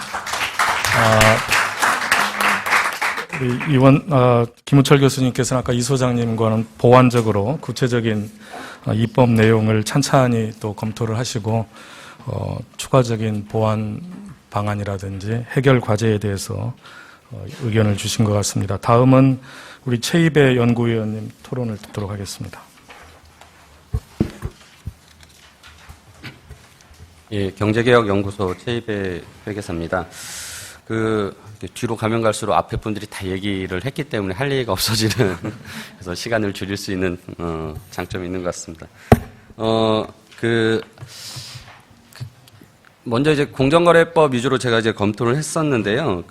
이제 계열 분리 명령제와 기업 분할 명령제가 굉장히 이제 시장의 구조적인 조치로서 유사한 성격을 가지고 있지만 엄연한 차이가 있어서 약간 구분이 필요하다라는 걸 먼저 말씀드리겠습니다. 그래서 우리가 이제 지금 법안의 내용에 보면은 이제 이거는 기업 분할 명령제입니다. 그래서 독과점 시장에 있어서 그 사업자에게 그 회사의 즉 시장의 구조를 경쟁적으로 만들 수 있도록 기업을 이제 분할하도록 하는 것을 이제 명령하거나 뭐 이제 청구할 수 있게 하는 게 이제 이 내용이고요. 이와 별도로 이제 계열 분리 명령제라고 하면 독과점 시장에만 국한되지 않고 경제력 집중에 대한 문제를 해결하기 위해서 이제 기업 집단에 있는 계열 회사를 그 기업 집단에서 떼내라. 그 과정이 이제 구조적인 변화로서 이제 기업 분할의 과정이나 이런 것들과 유사하기 때문에 이제 같이 많이 사용이 됩니다. 그래서 근데 아무튼 여기서는 지금 제안한 법률은 기업 분할에 대한 독과점 시장의 구조적인 조치로서 이제 제안을 했던 거고요. 이 부분은 이제 미국과 일본이 이제 그 사례를 가지고 있습니다. 그래서 아까 전에 그 안 의원님도 앞서 그 AT&T의 미국 그 분할 사례를 말씀해 주신 것처럼 미국에서는 이제 그 공정위와 이제 검사가 같이 그 활동을 하게 되고 시장 감시 활동을 하게 되고 이제 검사가 법원에 이제 청구를 하죠. 이 회사가 쪼개져야 된다. 그래서 경쟁이 회복돼야 된다라는 그런 이제 청구를 하게 돼서 이제 거기는 기업 분할 청구제라는 이름으로 이제 불리게 되고요. 그걸 청구하려면 먼저 이제 그 형태적으로 이제 그러니까 지금 가지고 있는 어떤 시장 조치에 대한 그 행태적 규제들이 있습니다. 그러니까 뭐 너무 그 가격을 이렇게 올려서 받지 말아라 또는 생산량을 줄여가지고 시장에 그 고가를 유지하지 말아라. 뭐 이런 이제 것들을 이제 행태적으로 먼저 규제를 하는 조치를 해야 되는데 이걸로는 도저히 개선이 안 된다라고 하는 경우와 그다음에 이제 이 해당 기업이 독점적 지위를 가지고 있으면서 이 독점적 지위를 갖게 된 어떤 효율성 또는 기술이 아니라 좀 의도적으로 그러니까 약탈적으로 소비자들의 그 경제적 이익을 침해하는 의도를 가지고서 하는 것이다라고 하면 이제 그 부분에 대해서는 기업 분할을 이제 시킬 수 있다라는 취지의 그런 이제 그 제도를 가지고 있습니다. 사례로 뭐 제가 적어 놓은 것은 보시면 알 것인데요. 그 특히나 이제 그 두 번째가 이제 스탠다드 오일 같은 경우는 자신의 독점적인 지위를 유지하기 위해서 경쟁자들을 다 인수를 해서 결국 시장의 이제 경쟁을 없애는 이제 그런 의도적인 행위를 했기 때문에 이제 그 특히나 더욱더 문제가 됐던 것인데 세 번째 사례 같은 경우는 오히려 그 가격을 낮추고 생산량을 늘려서 그러니까 한마디로 시장에서는 저가에 살 수 있으니까 소비자들은 좋았겠죠. 하지만은 그렇게 자기가 독점적 그 지위를 만든 거죠. 그래서 경쟁사들이 진입할 수 없게 만들어서 자기의 독점 지위를 유지하는 이것까지도 이제 미국에서는 규제를 했던 사례가 있었습니다. 일본의 이제 제도는 기업 분할 명령제로 이제 거기서는 공정위가 이제 몇 가지 요건이 해당이 되면은 이제 사업을 일부를 양도시킨다라고 할 수 있도록 되어 있어서 이제 그걸 기업 분할 명령제로 이제 받아들이고 있습니다. 두 번째 문단 보시면 기업 분할 명령을 하기 위해서는 이제 세 가지의 요건이 필요한데요. 이제 물론 이제 독점적 상태여야 되고 두 번째가 좀 길게 써 있는데 핵심이 이렇습니다. 기업 분할 명령제를 했을 때 분할된 회사가 망하면 안 된다라는 거예요. 그러니까 회사의 재무 구조가 악화되거나 안 그러면은 국제적인 경쟁력이 떨어져서 오히려 그 회사가 안 좋아지면 안 된다. 그러니까 쪼개져도 계속성은 유지가 돼야 된다라는 것이고 이제 세 번째로 이제 다른 조치를 다 취했는데도 역시 여기도 안 되면 그때 시장의 구조적인 조치를 취한다라는 것으로 되어 있습니다. 일본에서는 뭐 이것을 직접적으로 행한 사례는 없다고 하고요. 하지만은 제도가 이렇게 있기 때문에 사정적인 예방 효과가 굉장히 크다라고 다들 이제 법률적으로는 평가를 하고 있습니다. 이번 개정안에 대한 내용을 이제 좀 구체적으로 보면은 먼저 이제 그 발동 요건에 대해서 좀 보완을 해야 될 것 같습니다. 지금 개정안 내용에는 독점적 시장이 장기간 유지되고 다른 시정 조치로 이제 법의 목적에 달성이 어려운 경우로만 규제되어 있는데 앞서 살펴본 대로 이제 미국의 어떤 나 일본에서 가지고 있는 의도적인 어떤 행위다라는 것이나 또는 그 분할 후에 기업이 망하지 않아야 된다는 어떤 그 계속성의 그것을 인정해줘야 되는다는 등의 요건을 가지고 있습니다. 그래서 우리가 이제 이 법안을 논의할 때 좀 추가적인 발동 요건에 대한 논의가 필요하다는 생각이 들고요. 두 번째로는 이제 규제 대상에 대한 지금 명확하게 정의가 없습니다. 그래서 이거를 그냥 현재 그 공정거래법에 있는 시장 지배적 사업자로만 할 것인지 아니면 새로운 그 평가를 해서 할 것인지에 대한 것인데요. 이 부분이 이제 독점 시장에 대한 규제만으로 할 것이냐 아니면 진짜 경제력 집중으로 인한 재벌들의 피해를 가지고 있는 사례까지 할 것이냐에 대한 좀 애매한 규정인 것 같습니다. 그래서 그런 부분에 대해서는 앞으로 좀 더 명확하게 논의가 돼야 될 것이고 그런 것을 또 법에서 구체적으로 허용할지 아니면은 시행령에 유임할지 이런 것들이 보다 좀 세밀하게 들어가야 될 것 같고요. 두 번째로는 시장 구조 개선 방법으로 지금 주식 처분과 영업 양도 등을 제시하고 있는데 일단은 이제 제목 자체가 기업 분할이나 계열 분리라는 그런 개념을 가지고 있기 때문에 일단 현재 사업자를 쪼개야 된다라는 것이 먼저 전제가 돼야 됩니다. 근데 그 부분에 대한 명확한 부분이 없기 때문에 이제 분할 후 뭐 주식 처분이랄지 이런 대한 내용에 대한 좀 보완이 더 돼야 될 것이고요. 그리고 이제 현실적인 좀 문제를 보다 보면 우리나라의 이제 시장 독점적인 그 지배자, 사업자들을 보면 대부분 이제 재벌 대형의 이제 계열사들인데 대부분 또 상장 회사죠. 그러니까 이런 회사들은 이제 주식이 이제 여러 소액주주들까지 포함해서 주식이 분산되어 있기 때문에 이런 주식 처분에 대한 내용이나 그 영업 양도에 대한 내용이 기업 가치에 굉장히 큰 영향을 미치고 결국 이는 주주들의 이제 그 주식 가치에까지 영향을 줄 겁니다. 그래서 이런 것들이 굉장히 이제 시장에 그 자본 시장에 영향을 최소화할 수 있도록 다른 조치들을 좀 생각해 봐야 된다라는 것을 말씀드리고요. 그리고 이제 나머지 공정위의 상임위원 확대나 임명 방법, 임기 늘리는 방법은 전적으로 이제 동일하고요. 이제 의결서 작성 의무는 이제 저희가 예전에 국회에서도 문제가 된 바 있었는데 삼성화재가 이렇게 부당 지원한 행위로 그 조사를 받았는데 이제 무혐의 처분이 됐고 무혐의 처분이 되면 의결서를 작성하지 않습니다. 그러다 보니까 이제 나중에 왜 그렇게 무혐의 처분을 받았는지에 대한 이유가 명확하지 않아서 그 논란이 된 바가 있습니다. 따라서 이제 그 공정위는 이제 법원의 1심 판결과 같은 효력을 갖기 때문에 1심 판결문이 유죄든 무죄든 항상 작성되는 것과 마찬가지로 공정위의 이제 의결서도 반드시 혐의 여부를 떠나서 작성이 돼야 되고 그것은 또한 반드시 공개되어서 투명성이 확보돼야 된다는 말씀드리고요. 세 번째로 이제 조사방해 행위에 대한 처벌 강화는 굉장히 중요한 내용이라고 생각합니다. 특히 이제 그 재벌의 이제 그 조사가 들어갔을 때 굉장히 조직적으로 그 방해를 했던 사례가 있죠. 그래서 삼성전자, SK, CNC, LG전자에 대한 조사 방해 사건이 있었고 공정위가 이제 최대한 자기네가 처벌할 수 있는 수준인 과태료를 이제 부과한 적이 있는데 이것으로는 부족하다는 생각이 들어서 이제 경제개혁연대가 이 세 회사를 고발 조치했음에도 불구하고 이제 검찰에서는 저희가 이제 고등법원에 재항고까지 했으나 무혐의 처분을 받았습니다. 그래서 굉장히 기업 봐주기라는 그런 그 현재 비판을 받고 있는데요. 보다 이 부분에 대해서 강화하기 위해서는 그 조사를 방해한 행위자 그리고 그 조사를 지시한 위에 이제 윗선의 임원들까지 그리고 그 해당 기업까지도 충분히 처벌할 수 있도록 보다 강력하게 좀 조치를 해야 되지 않나라는 생각이 듭니다. 그리고 짧게 이제 국세기본법과 벤처기업 지원에 대해서 언급을 하겠는데요. 예.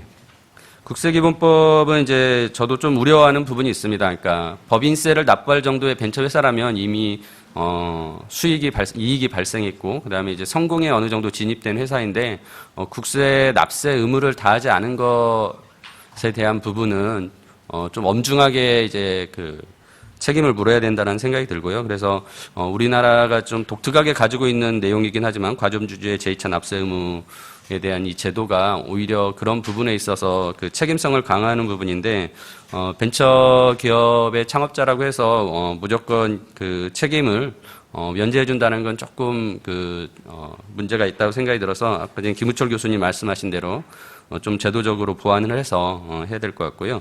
그리고 벤처 기업 지원에 대해서는 지금까지 굉장히 많은 이제 재정 지원이 있습니다. 아까 전에 이제 그 안 의원님도 말씀하셨지만 국가가 창업 비용을 막 대주는 이제 그런 건데요. 이런 재정 지원에 대한 성과 평가가 제대로 이루어지지 않고 있다라고 합니다. 그래서 이제 그런 부분에 대한 성과 평가가 먼저 이루어져야 될 것이고요. 그게 아까 전에 이제 법안 내용에 중기청이 어떤 컨트롤 역할을 하고 이행 전략을 짜고 그런 것을 할 때 반드시 선행될 수 있도록 좀 그런 것 그 중기청의 역할에도 명확하게 좀 넣어주면 더 좋지 않겠나 그런 생각을 합니다. 이상으로 마치겠습니다. 네, 최 의원님 토론 감사합니다. 마지막 토론 들어가기에 앞서서 한 번 더 말씀드리겠습니다. 질문이 있으시면 메모하셔서 진행 측에 제출해 주시기 바랍니다. 오늘 진행 측에서 우리 박 의원님께는 시간을 좀 더 드리라고 저에게 부탁이 왔는데 이게 공정 토론에 맞는지 잘 모르겠습니다. 그래도 우리 안 의원님 오늘 발표하신 안 의원님하고 또 호흡을 맞추어서 이렇게 입법을 실현시켜야 될 또 의정활동을 함께 하시는 분이니까 좀 시간을 더 드려서 15분 드리도록 하겠습니다. 그럼 박영선 의원님 토론 듣겠습니다. 예, 감사합니다. 제가 재벌개혁 특위를 운영하면서 늘 모두 발언에 던지는 질문이 있습니다. 과연 우리 경제는 공정한 경쟁을 하고 있는가? 그리고 우리 사회에는 공정한 기회가 주어지는가라는 두 가지 질문을 늘 던집니다. 그런데 이러한 두 가지 질문에 과연 우리 경제와 그다음에 사회가 공정하다라고 답변하는 사람을 아직까지 만나보지 못했습니다. 그런 의미에서 이 안철수 전 대표께서 공정성장론이라는 테마를 가지고 이렇게 담론을 형성해 가는 것, 이것은 굉장히 시의적절하고 참 잘하고 계시다라고 저는 말씀을 드릴 수가 있습니다. 저는 국가를 운영하는 사람이 당연히 대한민국의 성장을 고민해야 된다고 생각합니다. 그런데 이 대한민국의 성장을 그럼 어디서 이룰 것이냐의 문제와 관련해서는 조금 전에 말씀드렸던 이러한 공정한 경쟁, 공정한 기회를 통한 성장이 저는 이것이 참 중요하다. 다시 말하면은 이것은 뒤집어서 말하면 경제력 집중 현상을 어떻게 해소할 것인가의 고민과도 맞닿아 있습니다. 우리나라 경제를 보면은요, 우리나라 재벌 기업의 30대 재벌 기업이 우리나라 GDP에서 차지하는 비중이 90%에 달합니다.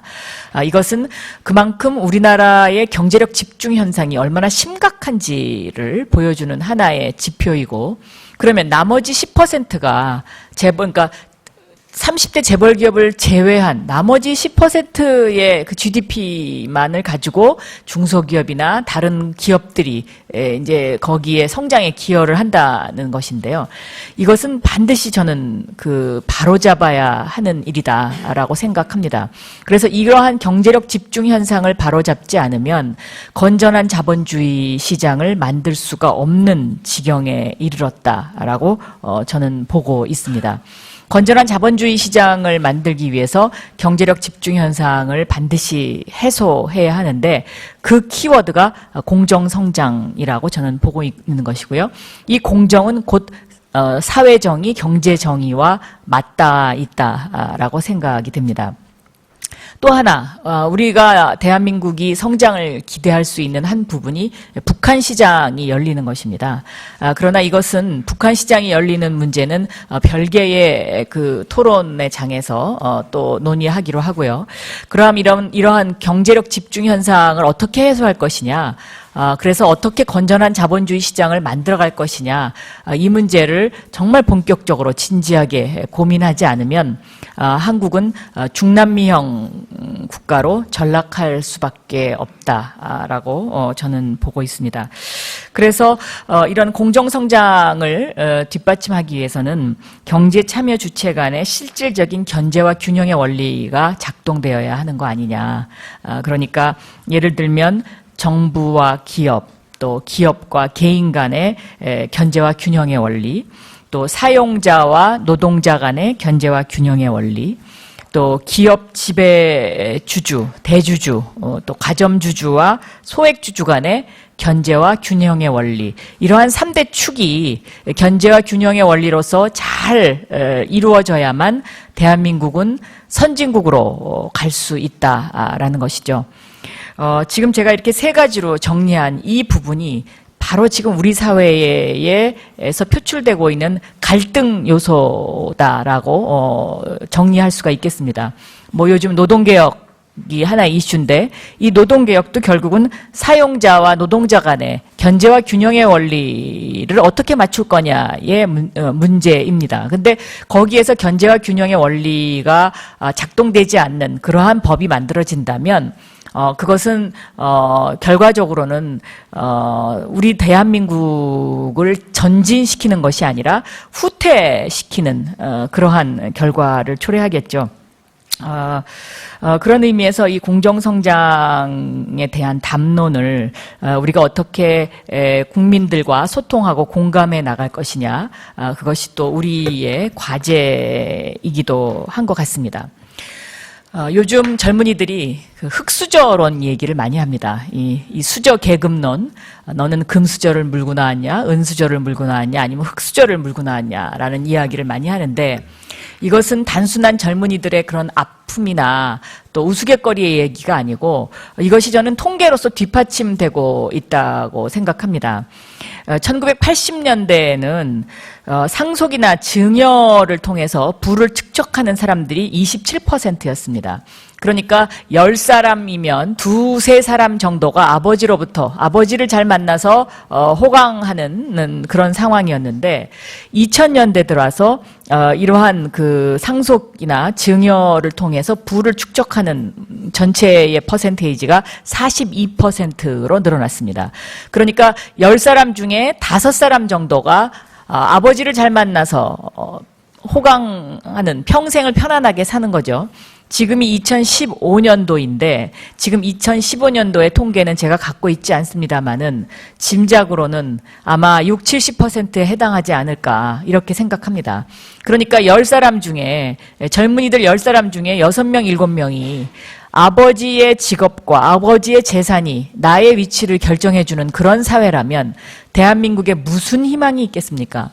이러한 것은 아까 안철수 전 대표가 이야기했던 100대 부호들의 자수성가를 한국과 미국형하고 비교한 그 수치와도 저는 굉장히 일치한다라고 생각합니다. 그래서 이러한 공정한 경쟁과 공정한 기회에 관한 우리의 어떤 그 자각이랄까요? 이런 부분이 좀 더 아주 위기적인 상황이 아닌가 저는 이렇게 보고 있습니다. 아까 안철수 전 대표께서 IBM이 인텔과 그 마이크로소프트를 낳은 사례를 이제 설명을 해주셨는데 그 개인용 PC에서 하나 더 발달한 것이 요즘 우리가 쓰고 있는 바로 이 스마트폰입니다. 그러니까 내 손 안에 내 컴퓨터죠. 근데 이 내 손 안에 내 컴퓨터를 만든 스티브 잡스가 가장 신뢰했던 그 스티브 잡스 밑에 있던 팀 쿡이라는 사람을 제가 만났을 때 이 스마트폰 별거 아니다.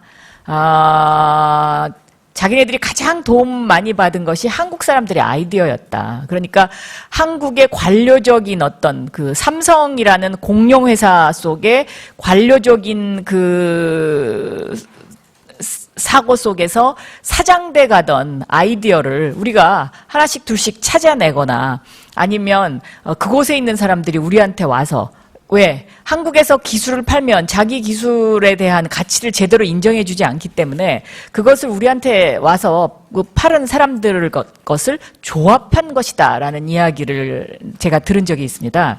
그때 참 충격을 많이 받았는데요. 이것이 이제 우리나라 대한민국의 어떤 그 역동성을 떨어뜨리는 대표적인 하나인 것이죠.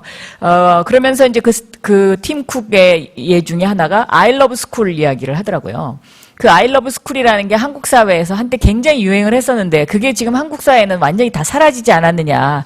그런데 그 I love school이라는 그 한국 사회에서 유행하던 그 친구 찾기를 보면서 스마트폰의 아이디어를 추가하는 굉장한 큰 원동력이 됐다는 것입니다. 그것처럼 우리 대한민국 사회에는 정말 많은 아이디어들이 이렇게 굴러다니고 있습니다. 근데 이것을 역동성이 떨어지고 너무 대기업 위주로, 재벌 위주로 모든 것이 그런 식의 체제를 갖추고 있기 때문에 살려내지 못하는 것이죠. 근데 이거를 어떻게 살려낼 것이냐? 그 답은 바로 공정성장, 공정한 경쟁, 공정한 기회에 있다라고 저는 보고 있는 것입니다. 미국에서는 제가 특파원을 할 때 이 빌 게이츠가 만들었던 마이크로소프트사가 한때 너무 급팽창을 해서 전체 시장의 70%를 점유한 적이 있었습니다. 그랬더니 미국의 공정거래위원회가 난리가 났습니다. 이 마이크로소프트사의 독점화 현상을 어떻게 해결할 것인가가 그 해의 미국의 최대 이슈였습니다. 그래서 결국은 빌 게이츠가 무슨 요즘 자선재단을 만들고 뭐 그 에이즈 퇴치에 나서고 하게 된 동기를 제공하게 된 게 이제 바로 그 빌 게이츠의 마이크로소프트사의 독점화된 그 사건이었는데요. 그렇게 해서 회사를 쪼갠 거죠, 전부. 회사를 쪼개서 그 독점 현상을 50% 밑으로, 독점 시장을 50% 밑으로 강제적으로 또 마이크로소프트가 자발적으로 할 수 있도록 그 미국의 공정거래위원회가 그것을 유도해 줬던 기억이 제가 있는데요. 그만큼 미국 경제는 어떤 하나의 그 경제력 집중이라든가 독과점 현상에 대해서 그 정도의 그 국민적 그 건강한 에너지가 있는 것입니다. 그런데 과연 그럼 우리나라가 그런 건강한 에너지가 지금 있느냐? 저는 30대 재벌 기업이 GDP의 90%를 차지하는 이러한 현상 속에서 아마 대부분 다 그 재벌들의 눈치를 보거나 이제 관료도 재벌의 눈치를 보거나 아니면 그것에 끌려다녀야 되는 이러한 상황이 됐지 않았나 하는 그런 굉장한 우려가 있습니다. 그래서 이것을 어떻게 해서든지 경제력 집중 현상을 우리가 해소하고 그 해소하는 것을 국회에서 입법화를 하지 않으면 대한민국의 희망과 미래를 논하기가 참 힘든 그러한 상황이다라고 저는 보고 있습니다. 그래서 여기까지는 오늘 그 공정성장론에 대한 전반적인 저의 생각이었고요. 그리고 구체적으로 공정성장 3법을 제시를 하셨는데요. 저는 기본적인 어떤 입법 취지에는 동의를 합니다. 그런데 아까 그 우리 김우철 교수님이 지적하신 부분이 있었는데요. 이 벤처 그러니까 벤처 육성에 관한 특별법 중에서 과점주주가 당해 기업의 소유주의자 경영자의 지위가 있는 것이 이제 이렇게 해서 과점주주에 대한 제2차 납세 의무 면제 조항 이 부분에 대한 이제 문제점을 지적을 하셨는데 저는 안철수 대표님이 이 부분을 강조하는 이유는 이해를 합니다. 그런데 지금처럼 공정한 경쟁이 이루어지지 않은 상태에서 이 법을 만들었을 때 과연 이런 과점 주주들이 그냥 그 세금을 내지 않으려는 어떤 회피 수단으로 이것을 악용할 소지도 있지 않을까 하는 그런 부분에 있어서의 약간의 우려를 표명을 합니다. 그래서 이 부분에 대해서는 조금 신중한 검토가 필요하지 않나 하는 것이 저의 이제 개인적인 생각이고요. 이 벤처 육성에 관한 특별법에 저가 한 가지 좀 더 이런 부분을 좀 더 만약에 예를 들면 안철수 대표님이 의사가 있으시면 같이 해보고 싶은 분야가 한 분야가 있는데요. 그것은 바로 벤처 캐피탈에 관한 것입니다. 아까 그 모두 발언에서 대한민국에 기업하는 사람들은 빚을 지고 이제 빚을 지고 은행으로부터 돈을 꿔서 하기 때문에 이것이 문제다. 그런데 미국은 투자를 하고 있기 때문에 그것이 우리가 커다란 차이점이 있다 이렇게 지적을 하셨는데 그 부분이 바로 저는 벤처 캐피탈 부분이라고 생각합니다. 한국에서의 벤처 캐피탈 기능은 지금 거의 작동되지 않고 있다고 해도 과언이 아닐 정도로 굉장히 그 활동이 미미하고 또 이 벤처 캐피탈이 어떤 기업 하는 분들에게 희망을 주는 블루오션이라는 어떤 그런 인식이 조금 미흡하지 않나 싶습니다. 그래서 제가 2011년도에 이 안철수 대표님 때문에 잘 안 되긴 했습니다만은 서울시장 보궐선거 나갔을 때 제 공약 중에 보면 벤처 캐피탈을 위한 1조 원 펀드를 서울시에서 청년들을 위해서 만들겠다. 그런 공약이 있었습니다. 근데 그때 그 공약의 그 세부 내용이 뭐였냐면, 서울시가 좋은 아이디어를 갖고 있고 좋은 기술을 갖고 있는 그 젊은 창업자들을 발굴을 해내서 그 창업자가 51% 주식을 갖고 서울시가 49% 주식을 갖는 그런 형태로의 회사를 만들어서 거기에 벤처 캐피탈처럼 서울시가 49%의 자금을 같이 공유를 하는 거죠. 그래서 망하면 같이 망하고 흥하면 같이 흥하는 이제 이런 어떤 그런 구조로 이것을 꾸려가면 어떨까 하는 제가 그런 공약을 낸 적이 있는데요. 저는 안철수 대표님이 이런 부분에 조금 더 관심을 가지면 저보다 더 전문가시고 또 이런 부분에 있어서는 안철수 대표님 나름대로의 개인적인 브랜드가 만들어져 있기 때문에 이 벤처 캐피탈 활성화법 같은 것을 안철수 대표님과 함께 해보면 어떨까 하는 그런 생각을 한번 드립니다.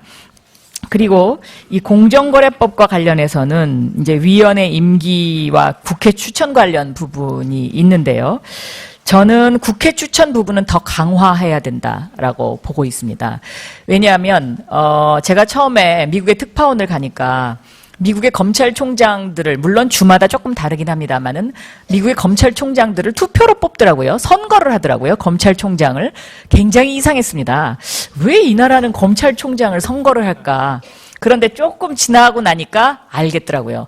그 어느 곳으로부터 영향력을 받지 않기 위해서 국민의 검찰총장을 만드는 거죠. 그래서 그 투표로서 당선된 검찰총장은 그 주의 주지사나 대통령으로부터 어떠한 압박도 받지 않을 수가 있기 때문에 당당하게 정의를 실현할 수 있었다는 것입니다.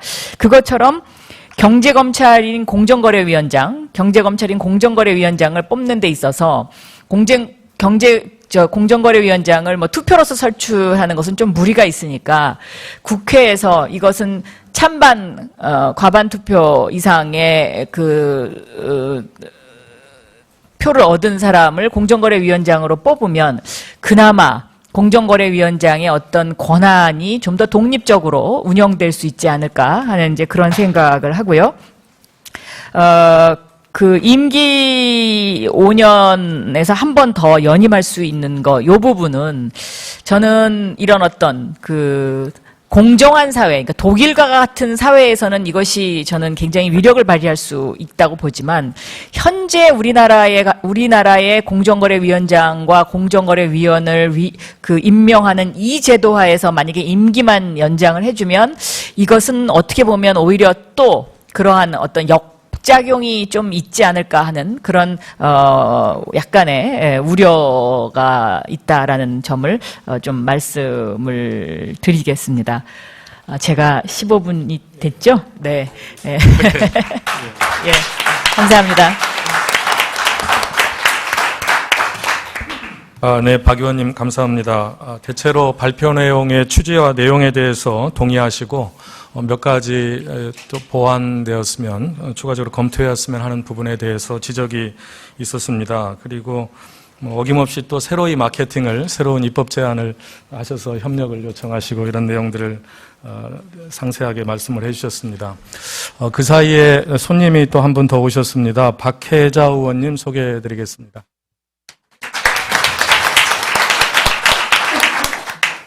자, 이렇게 해서 기조발제 지정토론이 끝났습니다. 그래서 청중께서 질문해 주신 내용 포함해서 발표자가 응답해드리는 순서로 그렇게 진행을 하도록 하겠습니다.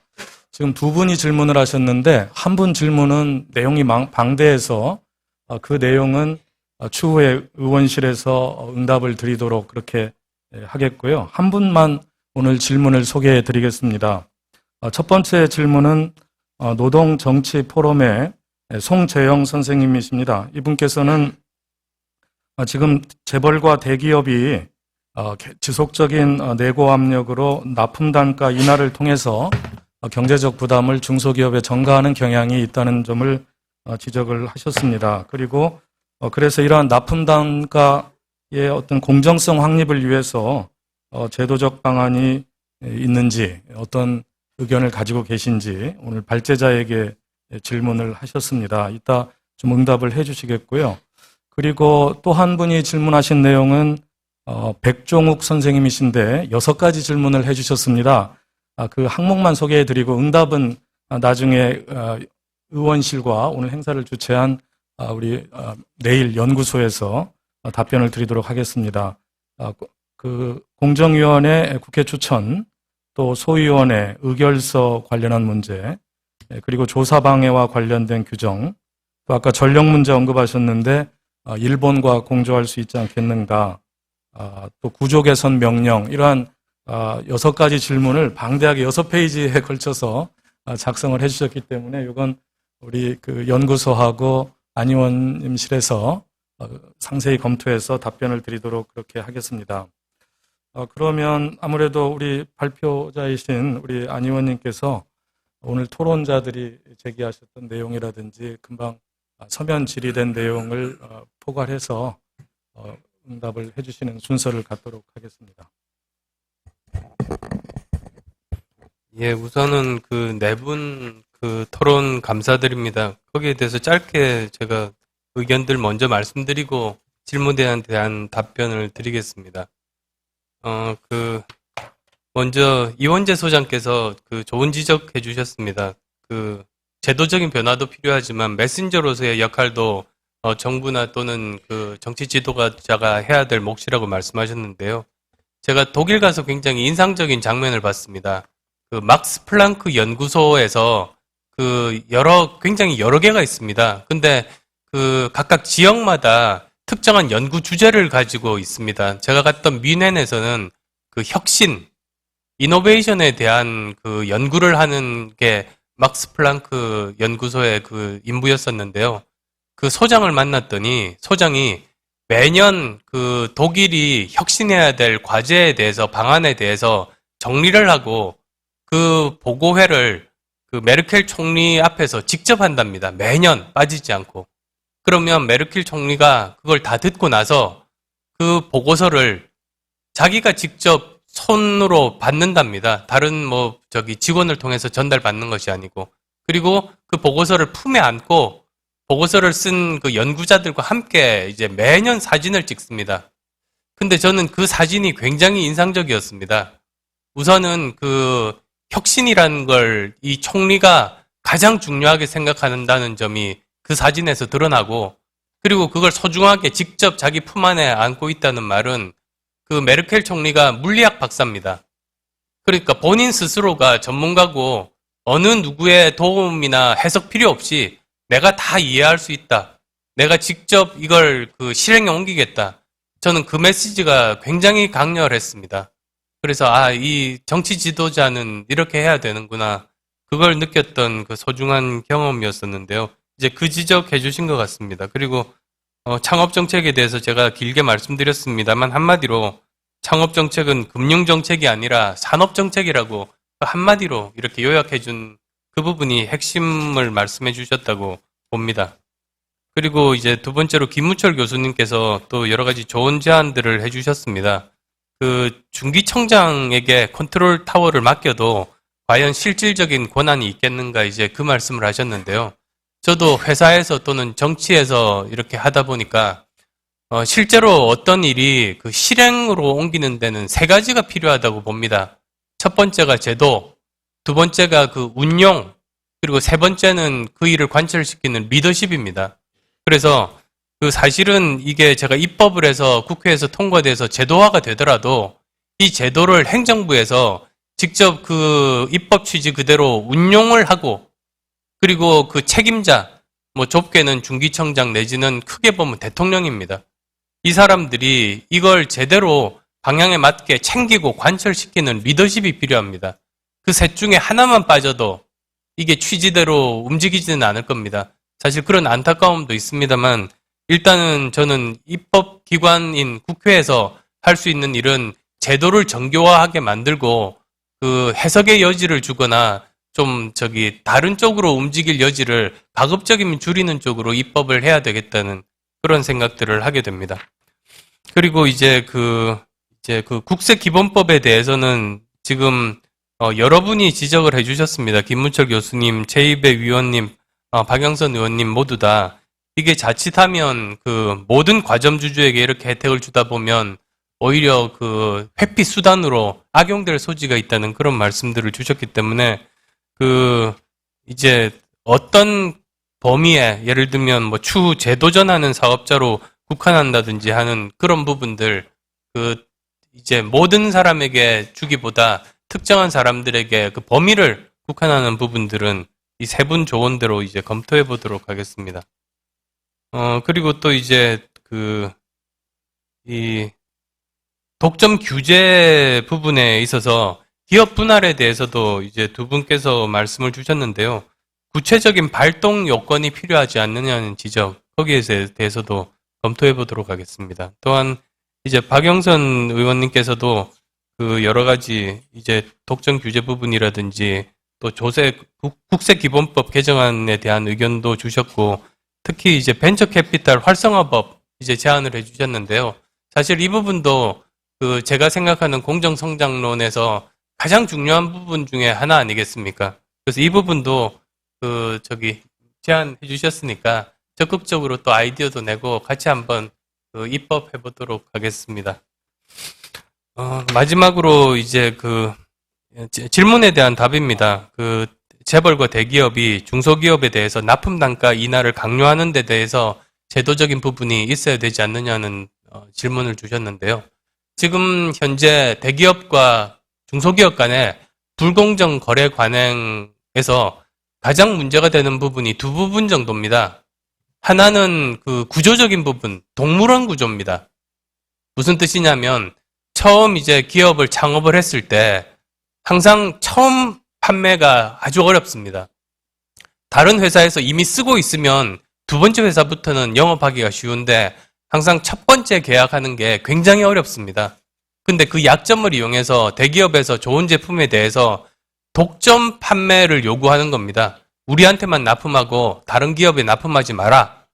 그러면 급한 중소기업이나 벤처기업 입장에서는 일단은 납품 계약을, 독점 계약을 해서 위기를 넘기고 그 다음에 잘 되면 다른 기업에 납품하면 되겠지 하고 계약을 덜컥 맺습니다.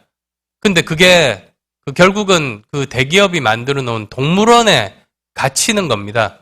한번 그렇게 되면 빠져나오지를 못합니다. 일단은 계약서도 계약서지만 첫 해에는 어느 정도 납품 단가를 적정하게 책정해서 주다가 두 번째 해부터는 회계장부를 직접 달라고 한 다음에 최소한의 이익이 남는 정도만 줍니다. 그러면 연구개발할 수 있는 돈이 없어서 결국은 그 수준에서 머물러서 다시 더 좋은 제품을 개발하지 못합니다. 그래서 이제 동물원에 빠지는 거죠. 그렇게 하다가 거의 이 기업 수명이 다하는 한 특정 대기업 한 기업만 납품을 하고 그냥 이제 망하게 되는 구조입니다. 지금 이게 굉장히 심각합니다. 근데 이제 연관된 문제가 뭔지 아십니까? 창조경제혁신센터를 전국 17군데 맡기고 하나하나의 창조경제혁신센터를 한 대기업이 독점하게 만들었다는 게 저는 굉장히 큰 문제라고 봅니다. 이게 다른 표현으로 하자면 국가공인 동물원을 만들어준 겁니다. 그러니 거기서 이제 저는 담당한 공무원분들이 그걸 확인해 보셨는지 모르겠는데 거기서 창조경제혁신센터에서 창업한 기업이 독점 계약을 강요받고 있는가, 판로가 어디인가 이런 게 확인이 필요합니다. 그대로 놔두면 아주 우리나라의 고질적인 이 병폐를 오히려 강화시키는 쪽으로 국가가 오히려 대기업을 보호해주는 쪽으로 지금 역방향으로 가고 있는 겁니다. 그래서도 제가 문제 제기를 사실은 오래전부터 했습니다. 그리고 제가 하나 제안했던 것은 선택과 집중을 해야 된다. 아예 한 곳에 17개 대기업이 한꺼번에 공동관리를 하게 하든지 그게 정치적인 이유로 힘들다면 최소한 4군데, 영남권, 호남권, 충청권, 수도권 이렇게 4군데에다가 창조경제혁신센터를 만들고 그 각각에 대해서 4개 정도의 대기업이 공동관리를 하게 한다면 그건 국가가 지금까지 고질적으로 이제 가지고 있었던 동물원 구조를 깰 수 있는 구조인 겁니다. 즉, 이 창업한 기업들은 공동관리하는 4군데 대기업에 모두 다 자유롭게 납품이 가능합니다. 그러면 그건 사실은 굉장히 혁신적인 구조적인 문제를 해결할 수 있는 쪽으로 국가가 더 한 걸음 나갈 수 있는 기회였습니다.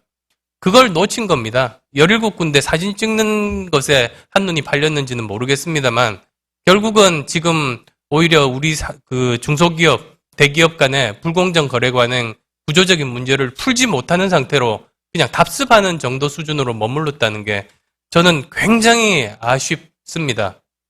이제 그런 정도 말씀을 드리겠고요. 그런데 이런 그 동물원 구조 내지는 납품 단가 인하 그 요구 둘 다 맞물려 있습니다만 이걸 결국은 해결할 수 있는 쪽은 공정거래위원회입니다. 공정거래위원회가 그 더 큰 권한을 가지고 투명성을 가지고 제대로 이 일을 집행할 때, 즉 경제부처에 대한 그 준사법기관으로서 경제부처와 싸우는 게 본인의 일이라고 생각하는 그런 철학 하에서 공정한 시장 경제를 만들려고 노력할 때만 이런 것들이 가능해집니다. 그래서 질문은 이제 납품 단가 인하에 대한 제도적인 어떤 것이 필요하지 않냐고 말씀 주셨는데요. 이걸 이루기 위해서 공정거래위원회가 올바른 방향으로 개혁이 되면 공정거래위원회에서 가장 중요하게 다룰 부분 중에 하나다라는 정도로 답변 드리겠습니다.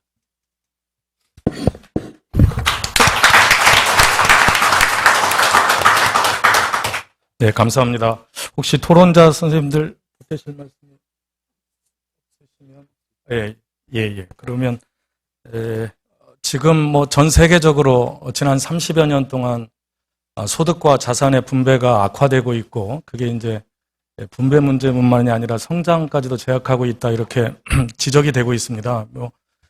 진보적인 국제노동기구뿐만 아니라 보수적인 OECD나 IMF 이런 쪽에서도 이런 의견이 나오고 있는데 오늘 토론을 통해서 우리가 한국 경제가 앞으로 지향해야 할 핵심 가치 중에 하나가 공정성장, 공정경제가 아닌가 이런 생각이 들었습니다.